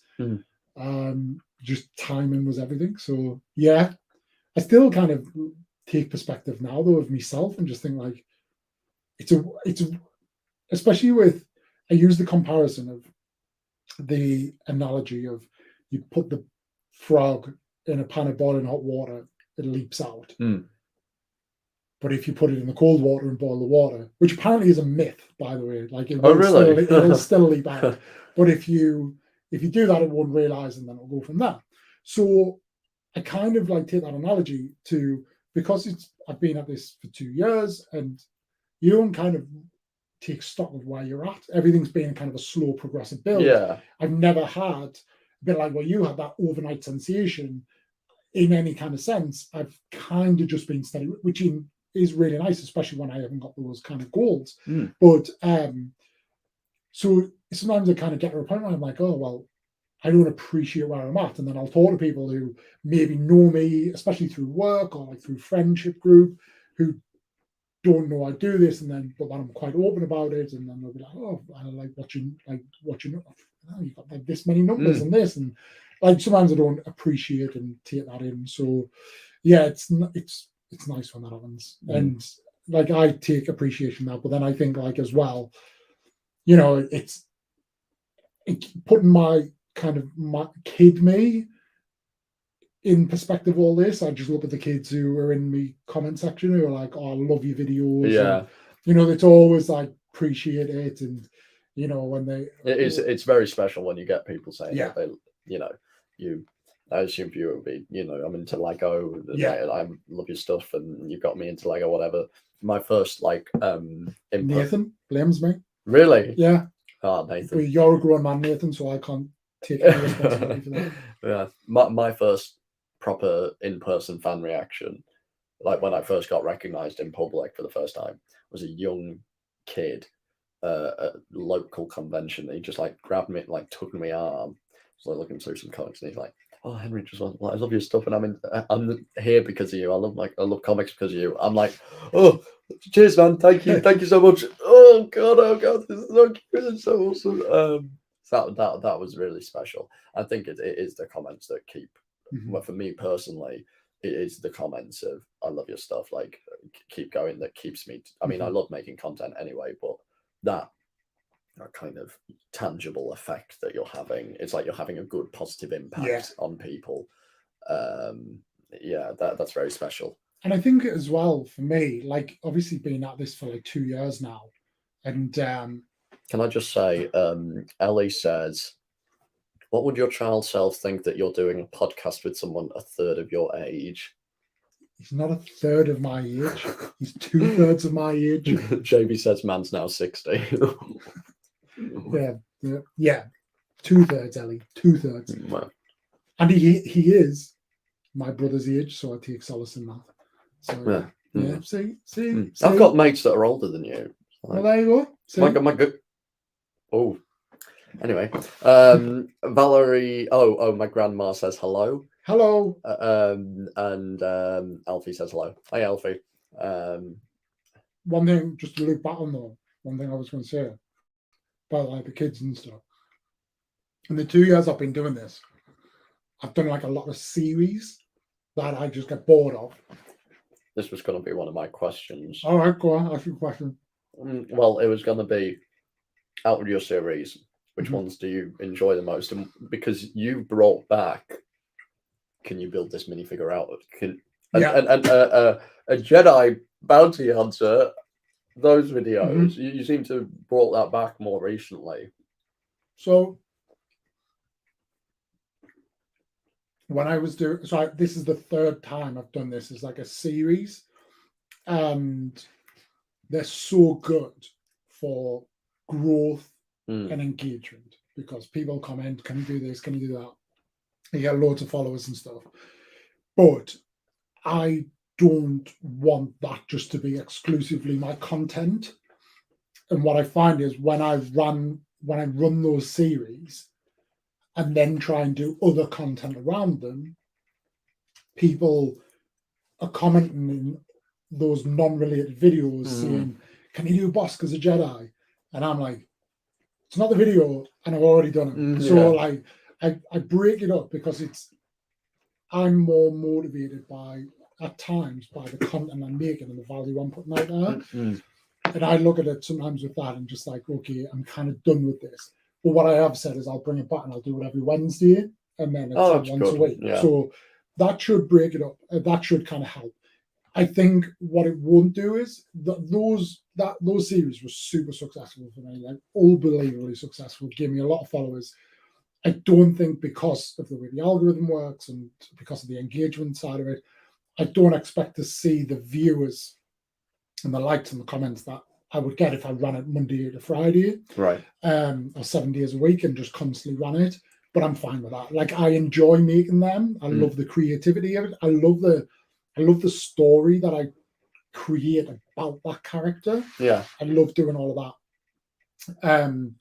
So yeah, love doing that. But I think Do you know, it's that thing where when people quite often come into my comments and they're like, when will you do this again, or will you do that? And quite often it's which stores, like where do I buy Lego, like where's good to buy Lego. And that's why you do the I don't know what you call the series. It's like the Lego Saving Expert. Yeah. I do. So I'm starting to get quite savvy with that because, as per my previous point, I am tagging all of those brands in, just trying to get their attention a little bit. But I do really like adding that value out. The problem is, though, I end up finding deals and I'm like, So I went to Smith's yesterday and bought the 3 helmets because obviously the prices are going up tomorrow on some of the stuff. So I was like, I'll go and I end up spending a load of money. What are we calling it? Block the brick tomorrow? Block the brick, yeah. Block the brick tomorrow, guys. Yeah. Block the Brixton's there now. No blocking brick. He's chained himself to the Leicester Square entrance. So I really enjoy doing them. But I also really enjoy the eBay series. So I like that. Yeah. It was good. And I really enjoyed doing it. And I toyed around with some other stuff for nobody ever asks anymore, but I used to get like a lot, like a year ago. I think the Lego community's changed quite a bit as well. But I used to quite often get asked, like, I've seen this for this amount. Is it a good price? And I figured a way of doing a video on that to be able to use eBay and then educate people. Because I've always liked to try and educate where I show how I find these things. So then you don't get won't get everyone asking. Yeah. They can just do it themselves. And people see value in it. Yeah. But I'll see it like, look, you can use this is how you use Bricklink, or this is how you use eBay, and look at sold prices and completed and all that. But nobody seems to ask anymore, like, I found this set, is it a good price? Now, whether it's the community's changed or people have figured it out, I don't know. But I do enjoy doing that one. But I do see it to people, if there are any sets, when I see like there's these sets completing on eBay over the weekend, these are the ones I think are good. But I do often see if there's any sets that you're particularly looking for, let me know, and I'll look to include them in future videos. But I do enjoy them. But again, I quite often find things for me and put bids in on stuff. Assume it's a dangerous game. Put a bid in and then I'm like, please somebody outbid me. Please somebody outbid me. I did do the bids. I did do the stuff on a Monday where I would then look back at the weekend prior at what's sold and be like, oh, it looks like this is a good deal. Yeah. And I didn't get it. I kind of looked back on that one and thought what's the point? Like, what's the? Right. It's good in some ways, but like eBay is so sporadic at times. What does it mean? Yeah. Whereas I think at least showing what's completing over the weekend, it gives an opportunity for definitely. People. So I do like series on TikTok. Like, and when I say series, I don't mean these stupid videos. These do me head in. This is a Henry rant. When people will repost like an episode from a TV show, part 1. It's like link part 2. Yeah. The part 2 is not even in your bio. I've got to go on your profile and like scroll down 1,000 videos to find part 2. That's what annoys me most is when they pin.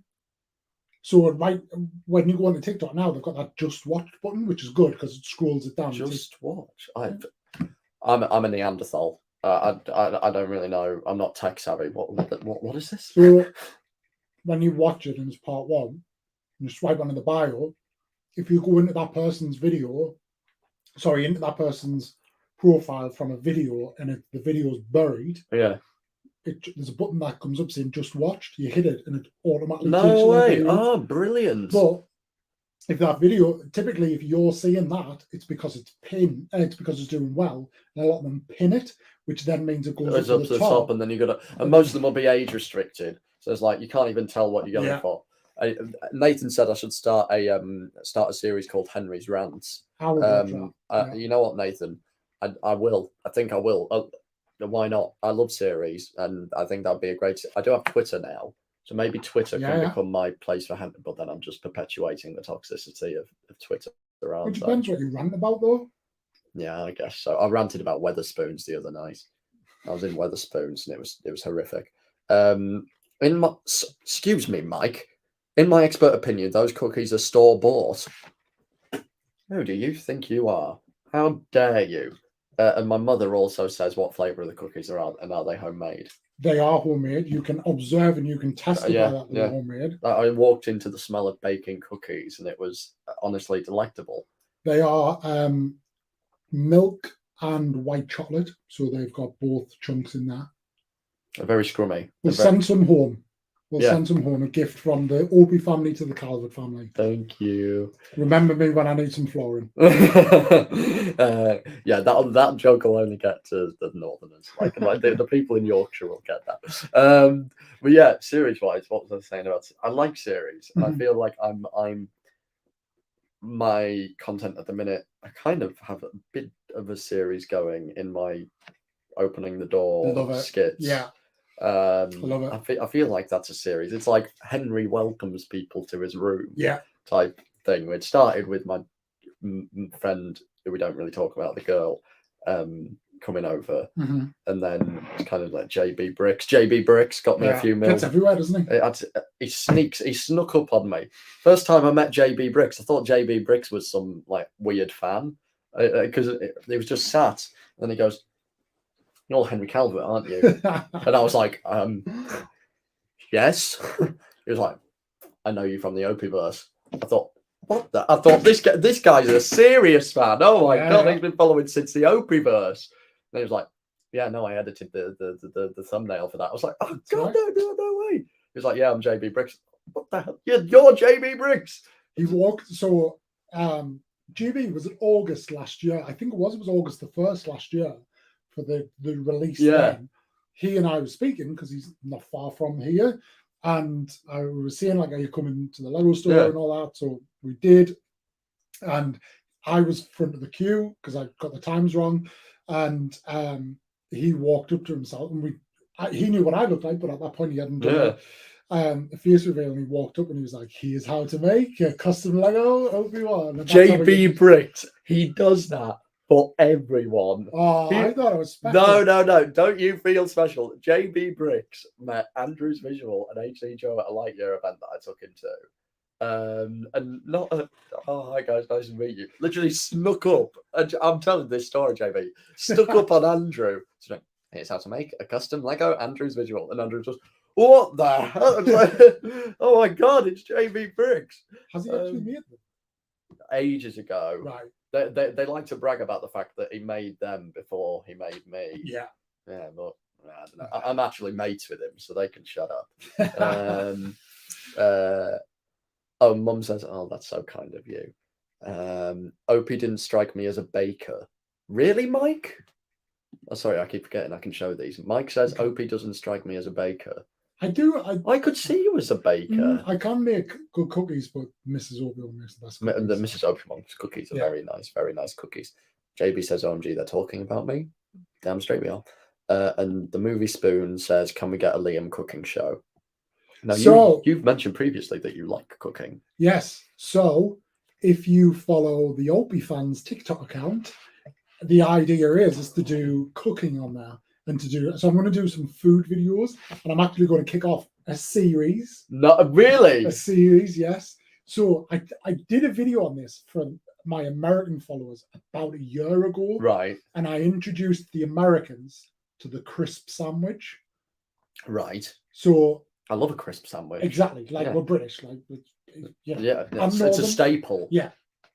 The Americans couldn't grasp the concept of a crisp sandwich. So they were like, "Oh, so you like make a ham sandwich or a tuna sandwich?" I was like, "No, because that's a sandwich with crisps in. A crisp sandwich is crisps. So there are 3 parts: bread. I prefer butter. I'd say butter. Yeah. Or ketchup or something, but a condiment. Yeah. And then crisps. With what? Any crisp. Well, here we go. This is it. I like this. I'm going to kick the series off with, "This is my crisp sandwich." Oh, I love this. And then it's like, "What's your combination?" I'll rate people's combination. Because when I did that video, it did spark a bit of conversation and controversy, because people were like, "Oh no," because I think, like, do you know, like cheap white Warburton's bread that has the blue waxy packet? Yeah. Like, that's a crisp sandwich bread. Oh, 100%. And people were like, "Oh no, you need seeded bread." I was like, is there something wrong with them? So I love seeded bread. Toast, lovely. a nice ham, a nice bit of like Oh, yeah. honey-roast ham, but not for a crisp. No, a crisp sandwich is like I say like it's unhealthy. Mhm. Like it's a crisp sandwich. Yeah. It's yeah. It needs to have like not disgusting. It needs to have unhealthy, bad for you bread Yeah. to go with it. I completely respect that. My mum says, oh, and Movie Spoon says, what's your favorite flavor of crisp? So there are two. So are we talking about favorite flavor of crisp or favorite flavor of crisp in a crisp sandwich? Oh, let's give us both. I know what mine is because I'm a right boring Go on then. bastard. I'm just like ready salted. I just like In a crisp sandwich. you get me a bag of kettle crisps. Nice bag of kettle crisps or Tyrrells. Yeah, that's right. Call me a Tory all you want. Kettle crisps or Tyrrells in a salted in a sandwich. You know what? You've made me day. You can marry me. That's fine. Yeah. Why? What would you say? Or maybe perhaps like a smoky bacon crisp or like a meaty crisp. Smoky bacon is like this ready salted of the meaty crisps. Oh, what do you say? Like. Well, go on. So I tell you, put like as a packet of, because I think the problem is there's so many different packets of crisps for different occasions, and I'm not going to get into that right now. I would say a packet of crisps just to sit and eat. Walker's pickled onion. Love Walker's pickled onion. No, So I can't. They're just bursting with flavour. But in a crisp sandwich, Walker's tomato ketchup. I've tried them once before, and I was very torn. They're hard to find, actually. Yeah, I was like, I kind of like this. They can be substituted for a prawn cocktail. They're very close, Right? In a flavour palette. Got you. Oh, JB says grim dash cheese and onion Walkers all the way. I strongly I'm surprised. By the way, insight on JB Bricks. We're talking a lot about JB Bricks here. Yeah. He's a right picky sod. Doesn't surprise me. Yeah, especially when it comes to food. So I'm surprised you like cheese and onion, JB. I thought you were a ready salted man like myself. No, I can see him being cheese and onion. Can a little bit of flavour, but nothing too exotic. Right. My friend Alfie says 50-50 Hovis is his go-to.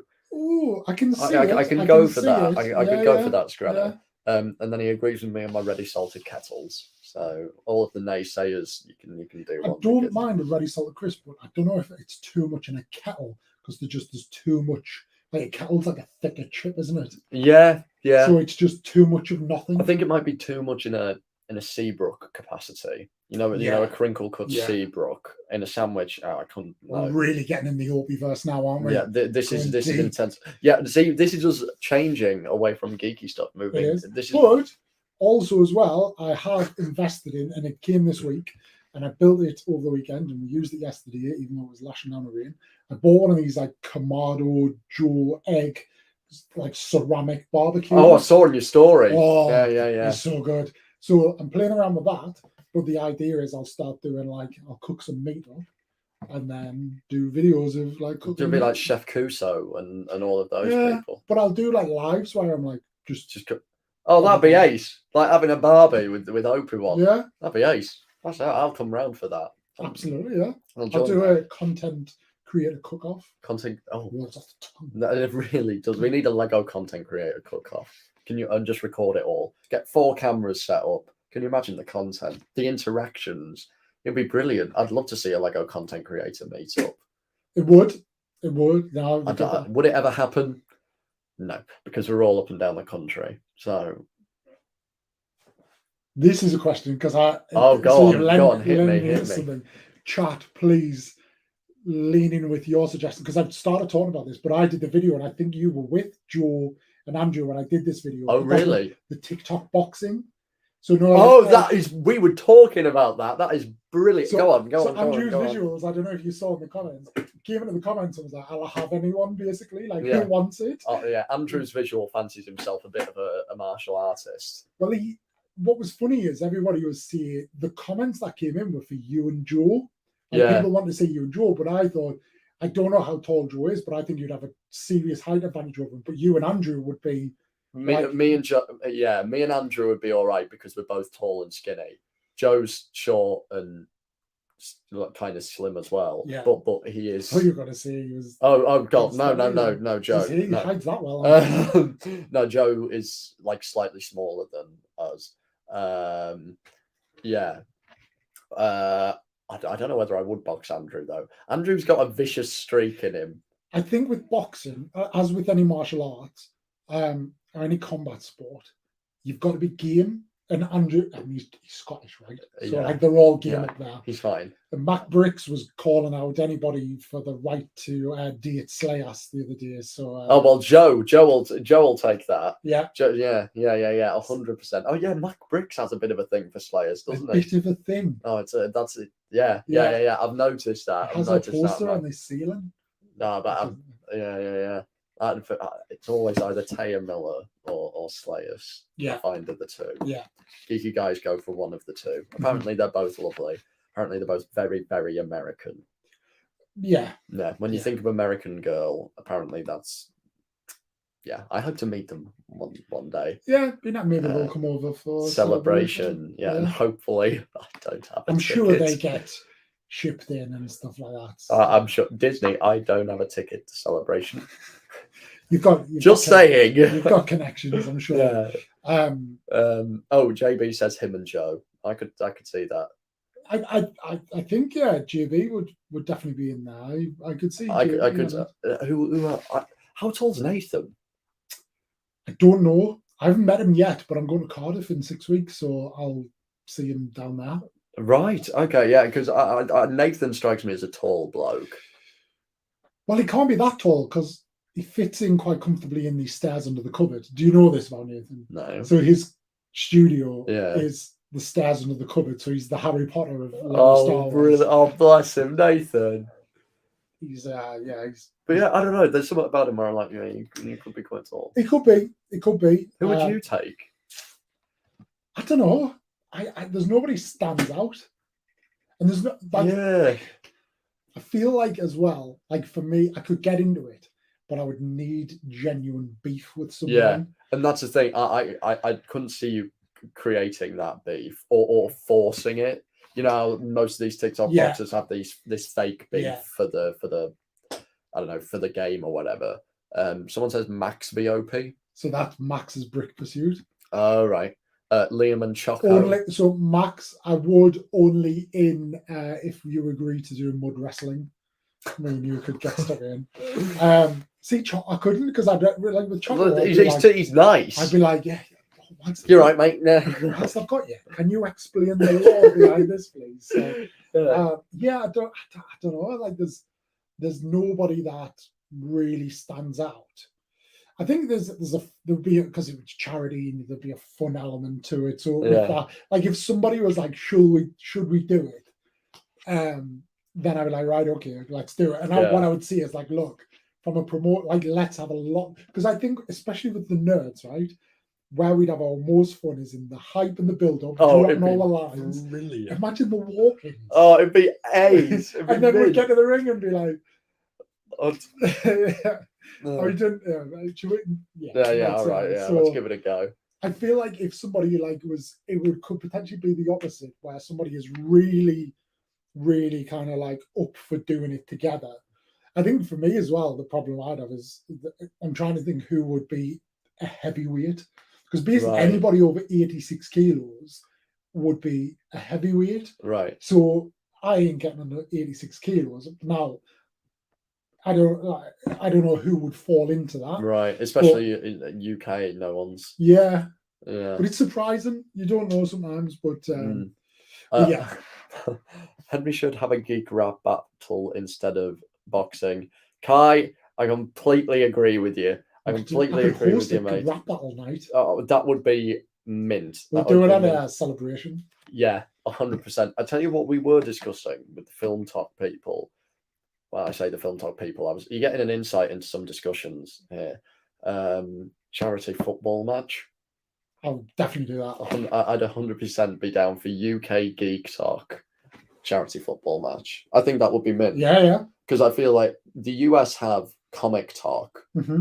And they have their fan events and whatever. They're quite well established. Or is there like Star Wars and Marvel or something like that? I might something like that. I don't know. I feel like there's got to be some sort of some division. Yeah. So maybe North and South. Yeah. Maybe anything above what Manchester. And then Yeah, below I would say Manchester. anything like this is where it gets contentious because for Yeah. me, anything south of Leeds is the south. Whereas, Right. Okay. Yeah. I mean, for us, it's kind of south of Hull. Yeah. Yeah. But whenever I go down to London and people are like, "Oh, where are you from?" It's like, "No, I'm from York. No, near York. Well, I'm not even from York. I'm from Thirsk." But they're always like, "Oh, I've only ever been as north in Manchester." Like north It's all to the way over Manchester. there. It's not even like it's not even north. It's kind of like east. Yeah. Is it West. west? Yeah. West, yeah. Yeah, I'd say North versus South Geek Talk, UK Geek Talk football Yeah. thing would be great. And then my thinking is once UK Geek Talk gets as established as Comic Talk, that's when we start hosting the like fan screenings. Yeah. You know, like Soups had one for Multiverse, Mhm. which did really well. We can get How did he do that? Did he just rent out a cinema? rented out a cinema and just kind of held it there and got Joe, I don't know how to say her name, America Chavez, Xochitl Gomez, I don't know how to say it. Yeah, I got her to come along, but I think the aim is to be in a position to do something like that for Kang Dynasty and Secret Wars. Yeah. Give us another year. Mhm. Get UK Geek Talk as a collective to a point where we can put that on in London in 2025. Yeah. Yeah, that's a goal. That's a dream, people. I hope you'll be down for it. Oh, my mate says make it fully British instead of football. Play Bulldogs. Yes. That could be a bloodbath. Yeah. I think some people would get very into it. I feel some like people wouldn't. it would tie in well with. I feel like it's a bit of a nerdy game as well, especially now. Bulldogs. Like kind of, yeah. Really? Yeah. Like I don't know. Like I feel like it. Yeah. I feel like it would go down well. Bulldogs used to be brutal at my school. Because I was a weakling, they just play escort the president with me. And like they'd just stand in a circle around me and like bat away the tacklers and like take hits from me so that I can just walk through. Yeah, I was rather pretentious in school. Lucky, I mean, Quidditch would be an obvious one. Oh, Quidditch would be. I mean, we'd have to learn quite a bit. Yeah, I'd imagine. Yeah. We could have a round robin of like geeky games. We could have like a chess game. We could have like a pentathlon. Yeah. Oh my god. Oh, this has got to happen. This is sparking. So we could have a chess tournament. We could play like I don't know, Fall Guys or Battlefront or something. A video game section. Quidditch. That's Lego Speed Build or something, and then trivia. Oh, could you buy? So I think for Celebration, I'm sure I'd heard like Element 7 and Darth Choco are arranging like a quiz. They did that in the US, and me and T. I imagine it's the most like obscure questions. Yeah, it's horrific. Me and T rocked up to Theories by T rocked up to this this bar in the US. It was just filled with geeks from the Celebration. Everyone had their Celebration lanyards on. Choco was there, Element 7 was there, Mason Windu was there, some other American TikTokers. I'm not really clued up on the American scene. And yeah, sat down. It was rather tense, asking the weirdest questions going. As soon as I got them right, the entire place erupted. It was a nice atmosphere, but I mean, I'd be useless there. You need Veritas. He's northern. If we have trivia, I don't know if he's how sporty he is though. He's our trivia. He's fine. Yeah, he's fine. We've got him for that. I mean Harvey. Yeah. Although by your standards, he's south of the Humber. Oh, is he? He is. Oh, the horror. So he will adamantly say that he is northern. But he and I had a debate whether he's in Lincolnshire or Humberside. Right. He said Humberside. I said Lincolnshire, but yeah, he can join us. He's an active lad. Well, none of us. We've got quite a few Yorkshire lads kicking around, I think. We do. What you? Wait, you're not Yorkshire. You're County Durham.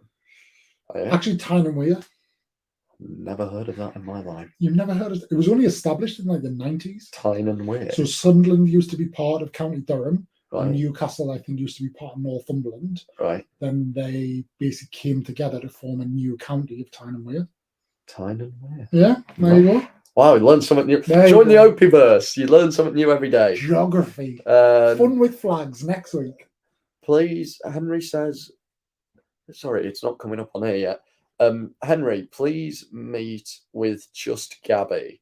You two are my favourite TikTokers. Who's Just Gabby? Just Gabby. I know.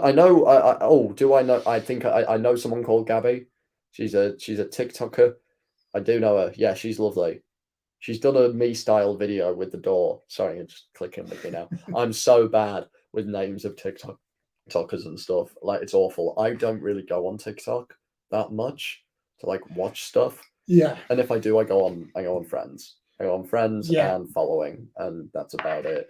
I watch more with it for inspiration rather than enjoyment. Right. Yeah. And that's again why I set up the spam account, so I can follow people who I want to Yeah. watch. So yeah, I totally Yeah. get that. I find, yeah, I don't know. I think recently it's just changed. Like, I'm got Instagram, TikTok, Yeah. whatever. And I feel like I want to limit myself on the amount of time that I Yeah. spend like on my phone, on social media, getting sucked into all of that, because Yeah. it's otherwise you horrible. just lose days. So I don't actually watch that much TikTok. Who's your favorite TikTokers? Whoa. That's a great question. There's a few of them in the chat. Ignoring the people in the chat. No JB Bricks. No Nathan Fett. No. Oh, this is gonna get.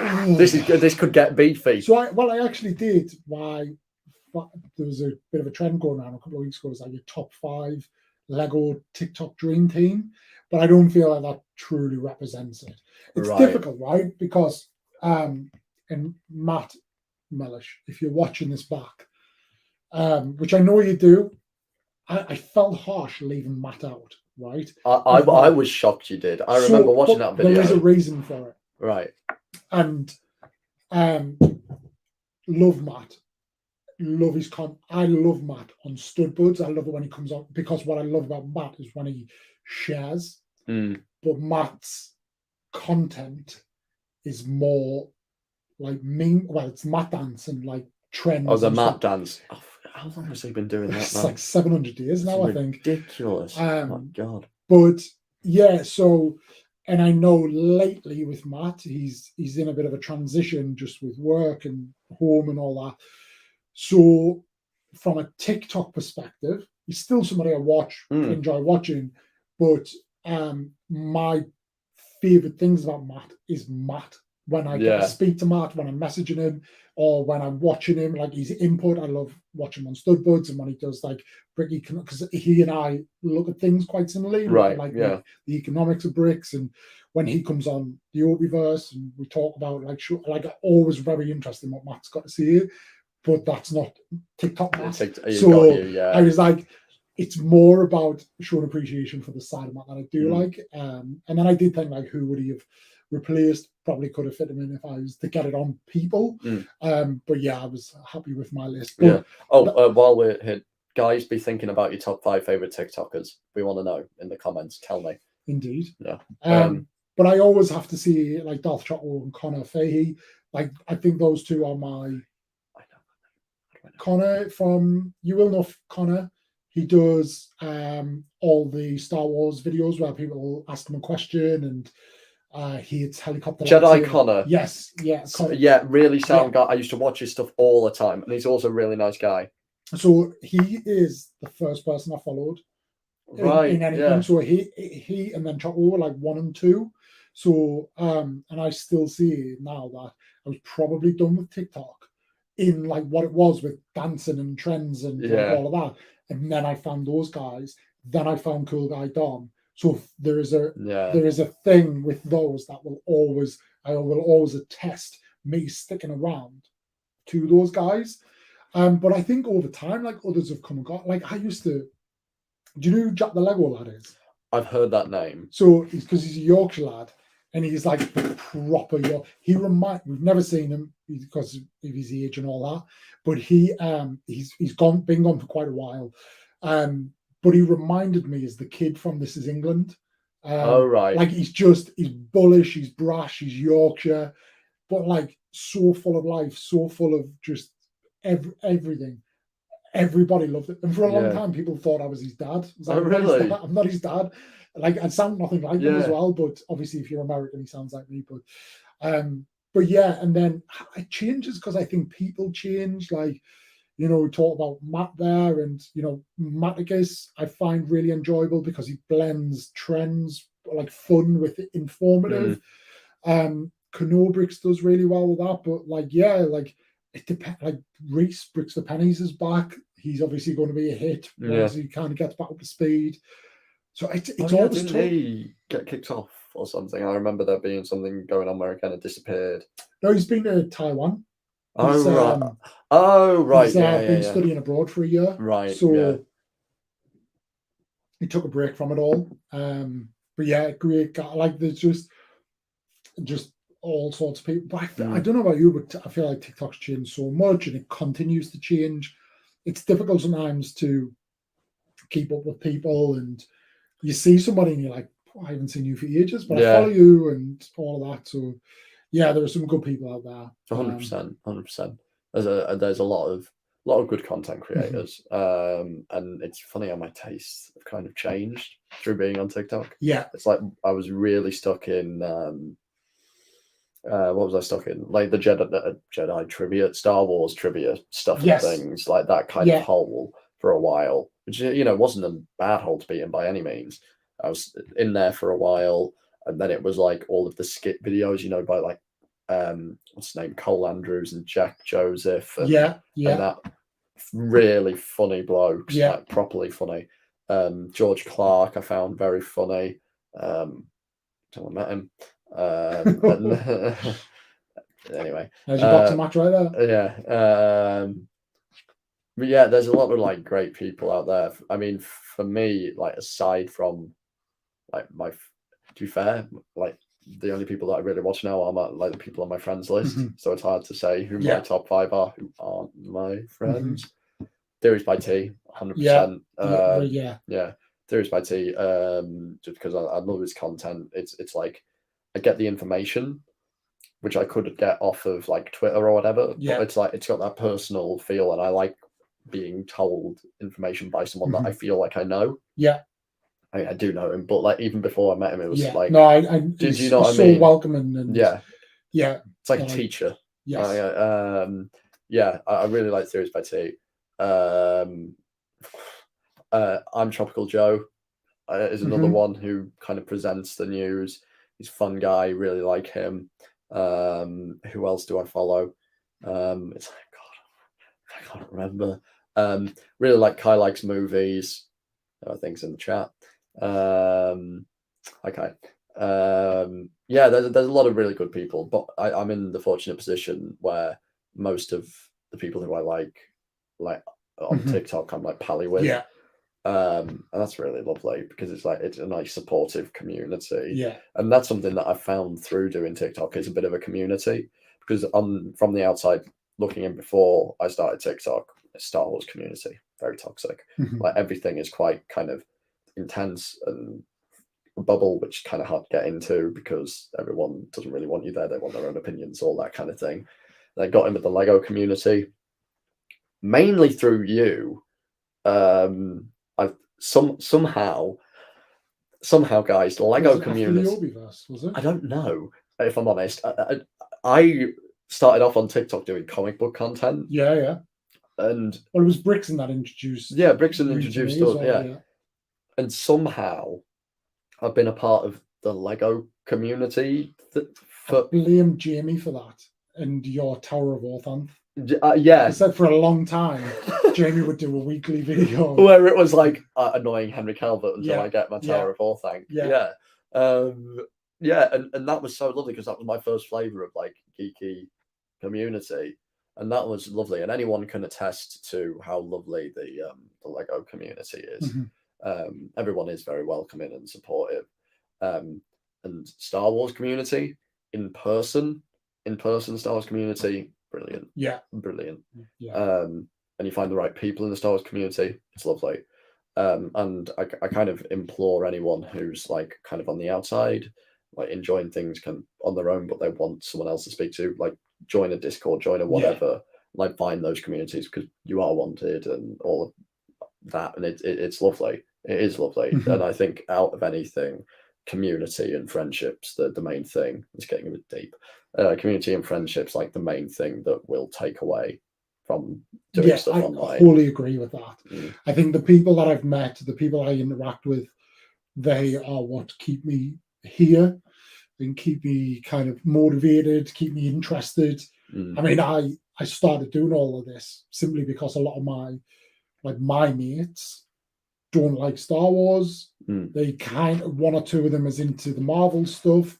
None of them like Lego, and it was like, okay, I've got all of these, but like I don't really have somebody who, like, when I'm sat around the pub, I'm like, oh, did you watch this? Did you watch that, or this, or whatever? And so don't have that anymore. Like, never had that. And as I said earlier, TikTok is so inviting and so easy to kind of get involved that you tumble down the to make content on exactly. Like, yeah, it's so good in that respect. And I ended up, connecting with people through the Lego, and then like I almost started like as a Star Wars creator, and I just and because of Jedi Connor and Choco, but one, I was like, my knowledge isn't there. I would say if I knew what I knew now back then, I'd be all in on it, but didn't have the confidence to go in on that. But then you would see the toxicity in comments and all that. I was like, well, I'll stay away from that. But yeah, just that community that it's built. But interestingly, I was talking to someone about this the other week, is how many now, because I'm very open with all this and my mates know what I do. And one of them, like every time there's a Marvel film out, or it's this, he's like, right, I've got my tickets for then. When are we going to talk about Marvel films and all that? And then my other mate is like, oh, I've just watched that Kenobi series, and like, oh, what, like it was all right, doesn't it? And stuff like that. Yeah. So, like people are coming around with it. It's incredible. I mean, during school, which I mean, it wasn't that long ago. I mean, it feels like ages ago now, but it wasn't that long ago for me. Like, I was like the geeky guy. Like it was me. Don't believe that. Really. I think my bio is that geeky guy. I was that guy. Everyone has a really sporty school, middle of nowhere. Like sport was everything, and then it's like, oh, these Avengers movies are coming out. It's like, and in my last year of school, so like year 11, that was kind of what got me in with the lads, these sporty lads who I had nothing to do with before. The Marvel movies were my way in, and like everybody wanted to speak to me because like I knew the Easter eggs, I knew this, and all of that kind of thing. And now these lads are like some of my best mates. I went to Wetherspoons with them the other night, and they were asking about Thor. And we had a massive discussion about Thor, and then they go out for a cig and like talk about whatever, like birds and stuff with their other mates. And it's like, oh, that was just quite lovely. For a moment there, we were talking about something civil. Yeah, it's nice how it can bring. I think the difference is with that though, especially with Star Wars, it's like when I was born, up until I was like 14-year-old, there was no new Star Wars content. And then, we had the prequels, they were done. But, you think about as it is now, where it's, the regular content and how we consume content has massively changed, and the way that stories are being planned and panned out, you get far more invested in these things that it's inviting more casual viewers to think, oh, well, everybody's got a different way in now. Everybody's like, oh, well, I came in because I watched this, or I came in. And I think that's where the Star Wars community has struggled, because everybody thinks their way, well, not everybody, but there are those, a big section who believe their way of coming in and their perspective is the right and only perspective, rather than just like recognizing that people like that. So, like, prime example, Revenge of the Sith. Like, people have that and can't understand why that's not everybody's favorite film. I look at Revenge of the Sith and I'm like, it's not even the best prequel film. But it's totally different perspectives. And it's just, but I'm totally like get that. And what I understand is people who had that, they were kids and it was this magnificent thing on the cinema to watch, or what they've grew up with. They grew up with the Clone Wars rather than kind of like going back more recently and going like that is Star Wars to them. So yeah, I think it's lovely. Like as much as it can breed toxicity and stuff, the fact that everyone can have their own flavor of Star Wars and like it adds spice and flavor really, because if we all agreed on everything, we wouldn't really talk about it. There wouldn't be discussion. Yeah. And if what you do on here, like when you get the big groups on, like, it is a discussion. It's not us like having a go at everyone. I mean, granted, I might rant, but not at anyone though. Not at anyone. I just corporations and stuff. Yeah, exactly. No, I like the fact that everyone can have their own thing and it can spark discussion and it's flavorful discussion. Yeah, people are agreeing that the best thing is friends through all of this geeky stuff. Do you know who I blame for all of that as well? For like the toxicity, I blame George Lucas, because I've said this before, right? Like people go like, all right, he was great and what he made and all that, but considering Star Wars started in 1977, we should have a lot more Star Wars now. And because there's so little of it, even when you compare it to like Marvel, there are so few things to focus on, and people focus on the same things but through different perspectives. Right. But the more you broaden the content, which we are absolutely on a path to doing. Yeah. If you think in 10 years' time, what will happen is, think of you and your group of mates, or me and my group of mates, there'll be this group over here that's talking about, oh, I love everything that's kind of set between the prequels and this. Or I'll always love the original trilogy. Or I love what they're doing here with the Old Republic stuff. And like everybody will always be a fan of Star Wars, but there'll be such a broad Star Wars universe of content. People will then be like, you know what?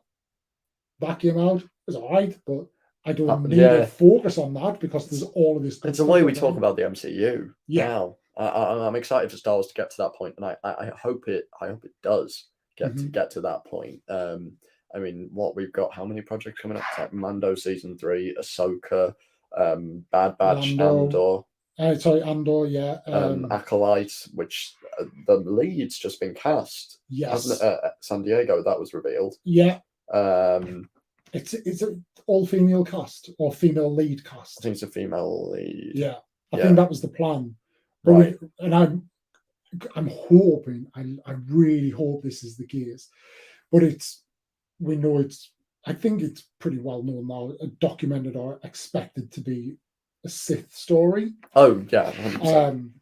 But you have Darth, I hope it starts with Darth Bane and establishing the rule of 2. And then I think in Legends, because there's not really a lot said about him in canon, but the lawgivers will correct me. Yeah. But he is betrayed by his apprentice, as the Sith do, who is a female, and I think it's Darth Zana.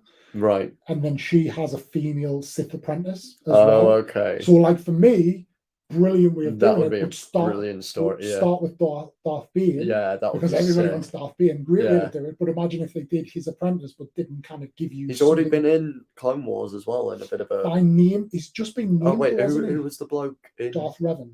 No. When in Clone Wars, Yoda goes to Malachor, whatever. Yeah. And there's like a ghost. Is that not Revan, or is that? No, I don't think that's Revan. I think that's Bane. Yeah, so we've already kind of seen him in stuff. It's definitely not Revan because they have a different helmet. Well, I know both of those are established in canon by name. By name. Yeah.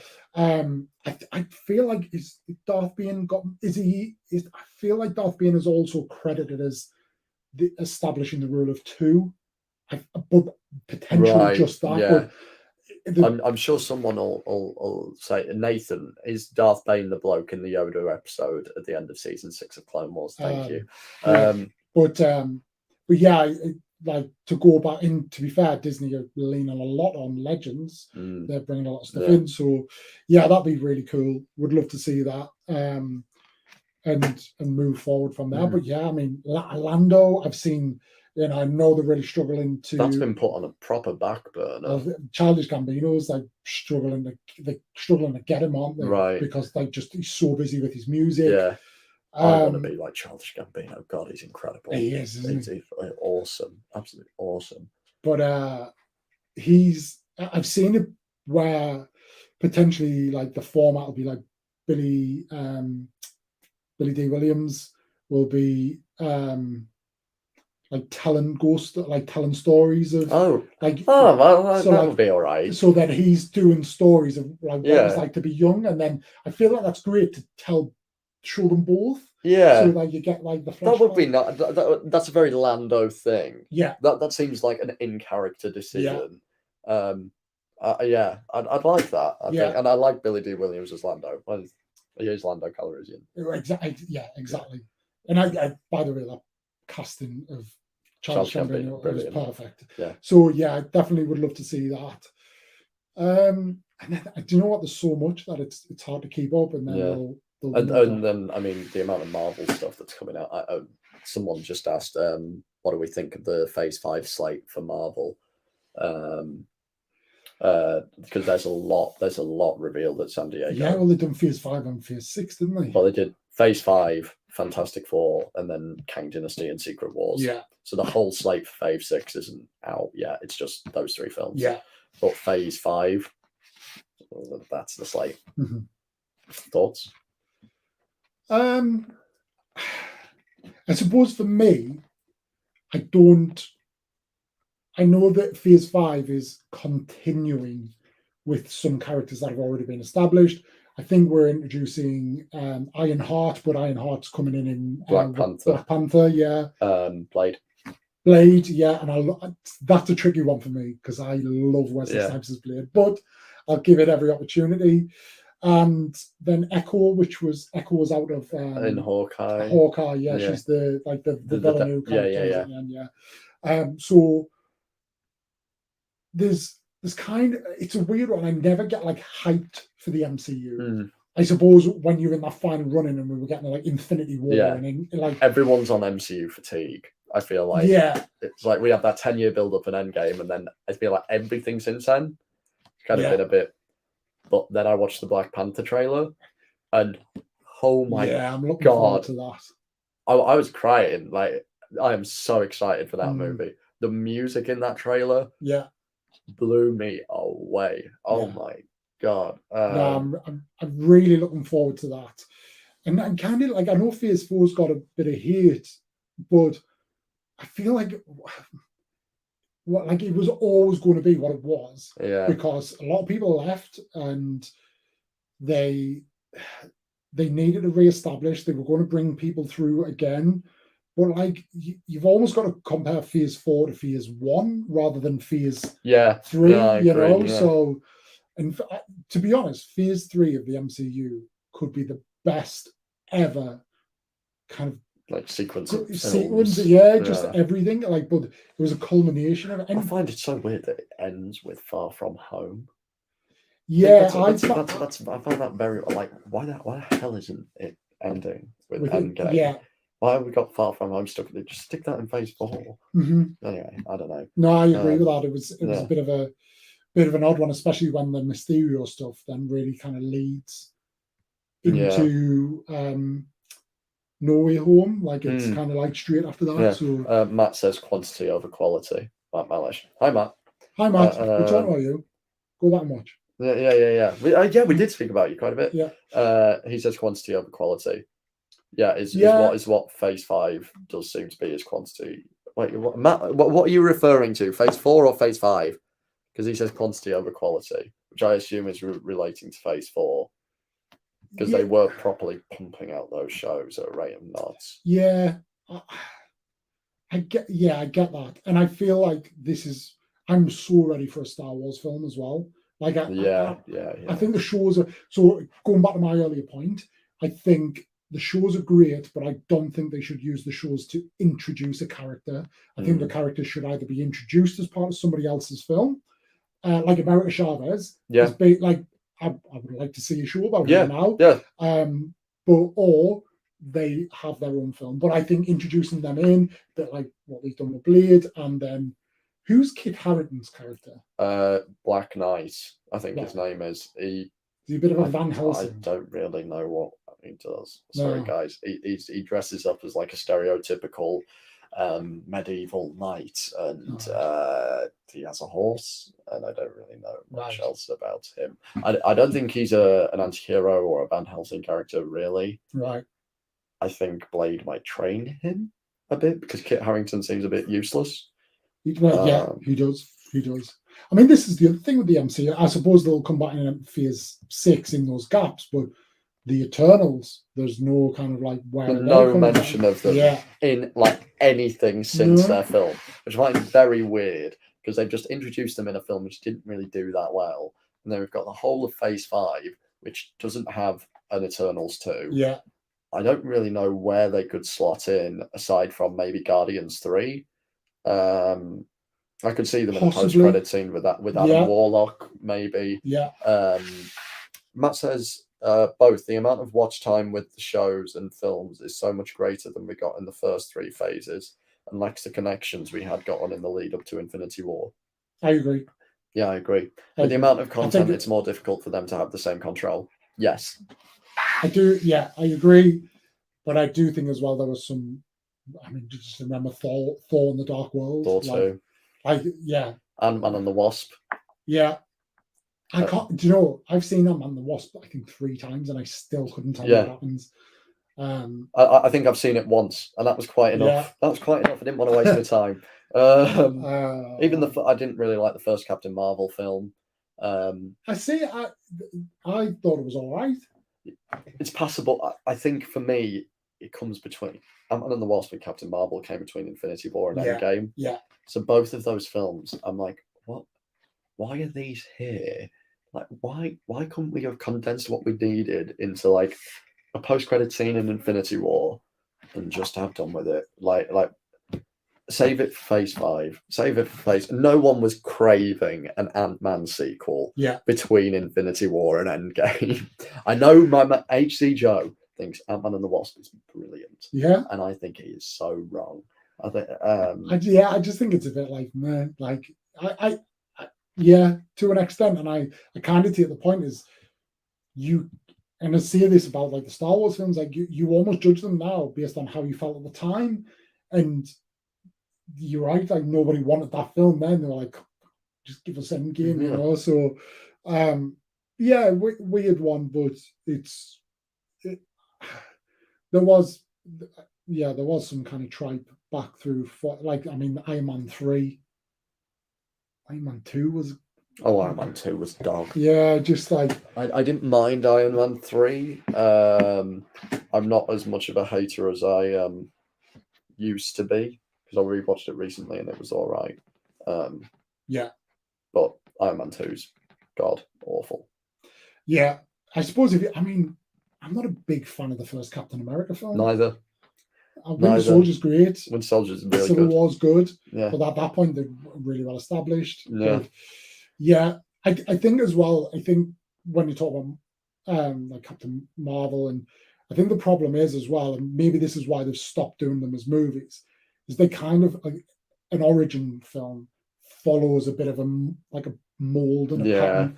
Like they hit some adversity, they discover they've got these powers, or they have these powers, and then they lose them, and then like they have to overcome this adversity, then they do, and they come back, and they do that. You know, they quite often do that. So yeah, I think it's one of them that maybe that's why they've chose to shake it up a bit. But it's one of them. No. But yeah, man.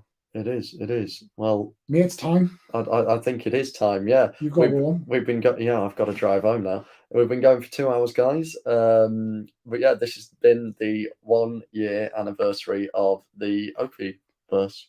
It has, and I will see it. Thank you to everybody, not only for tuning in tonight.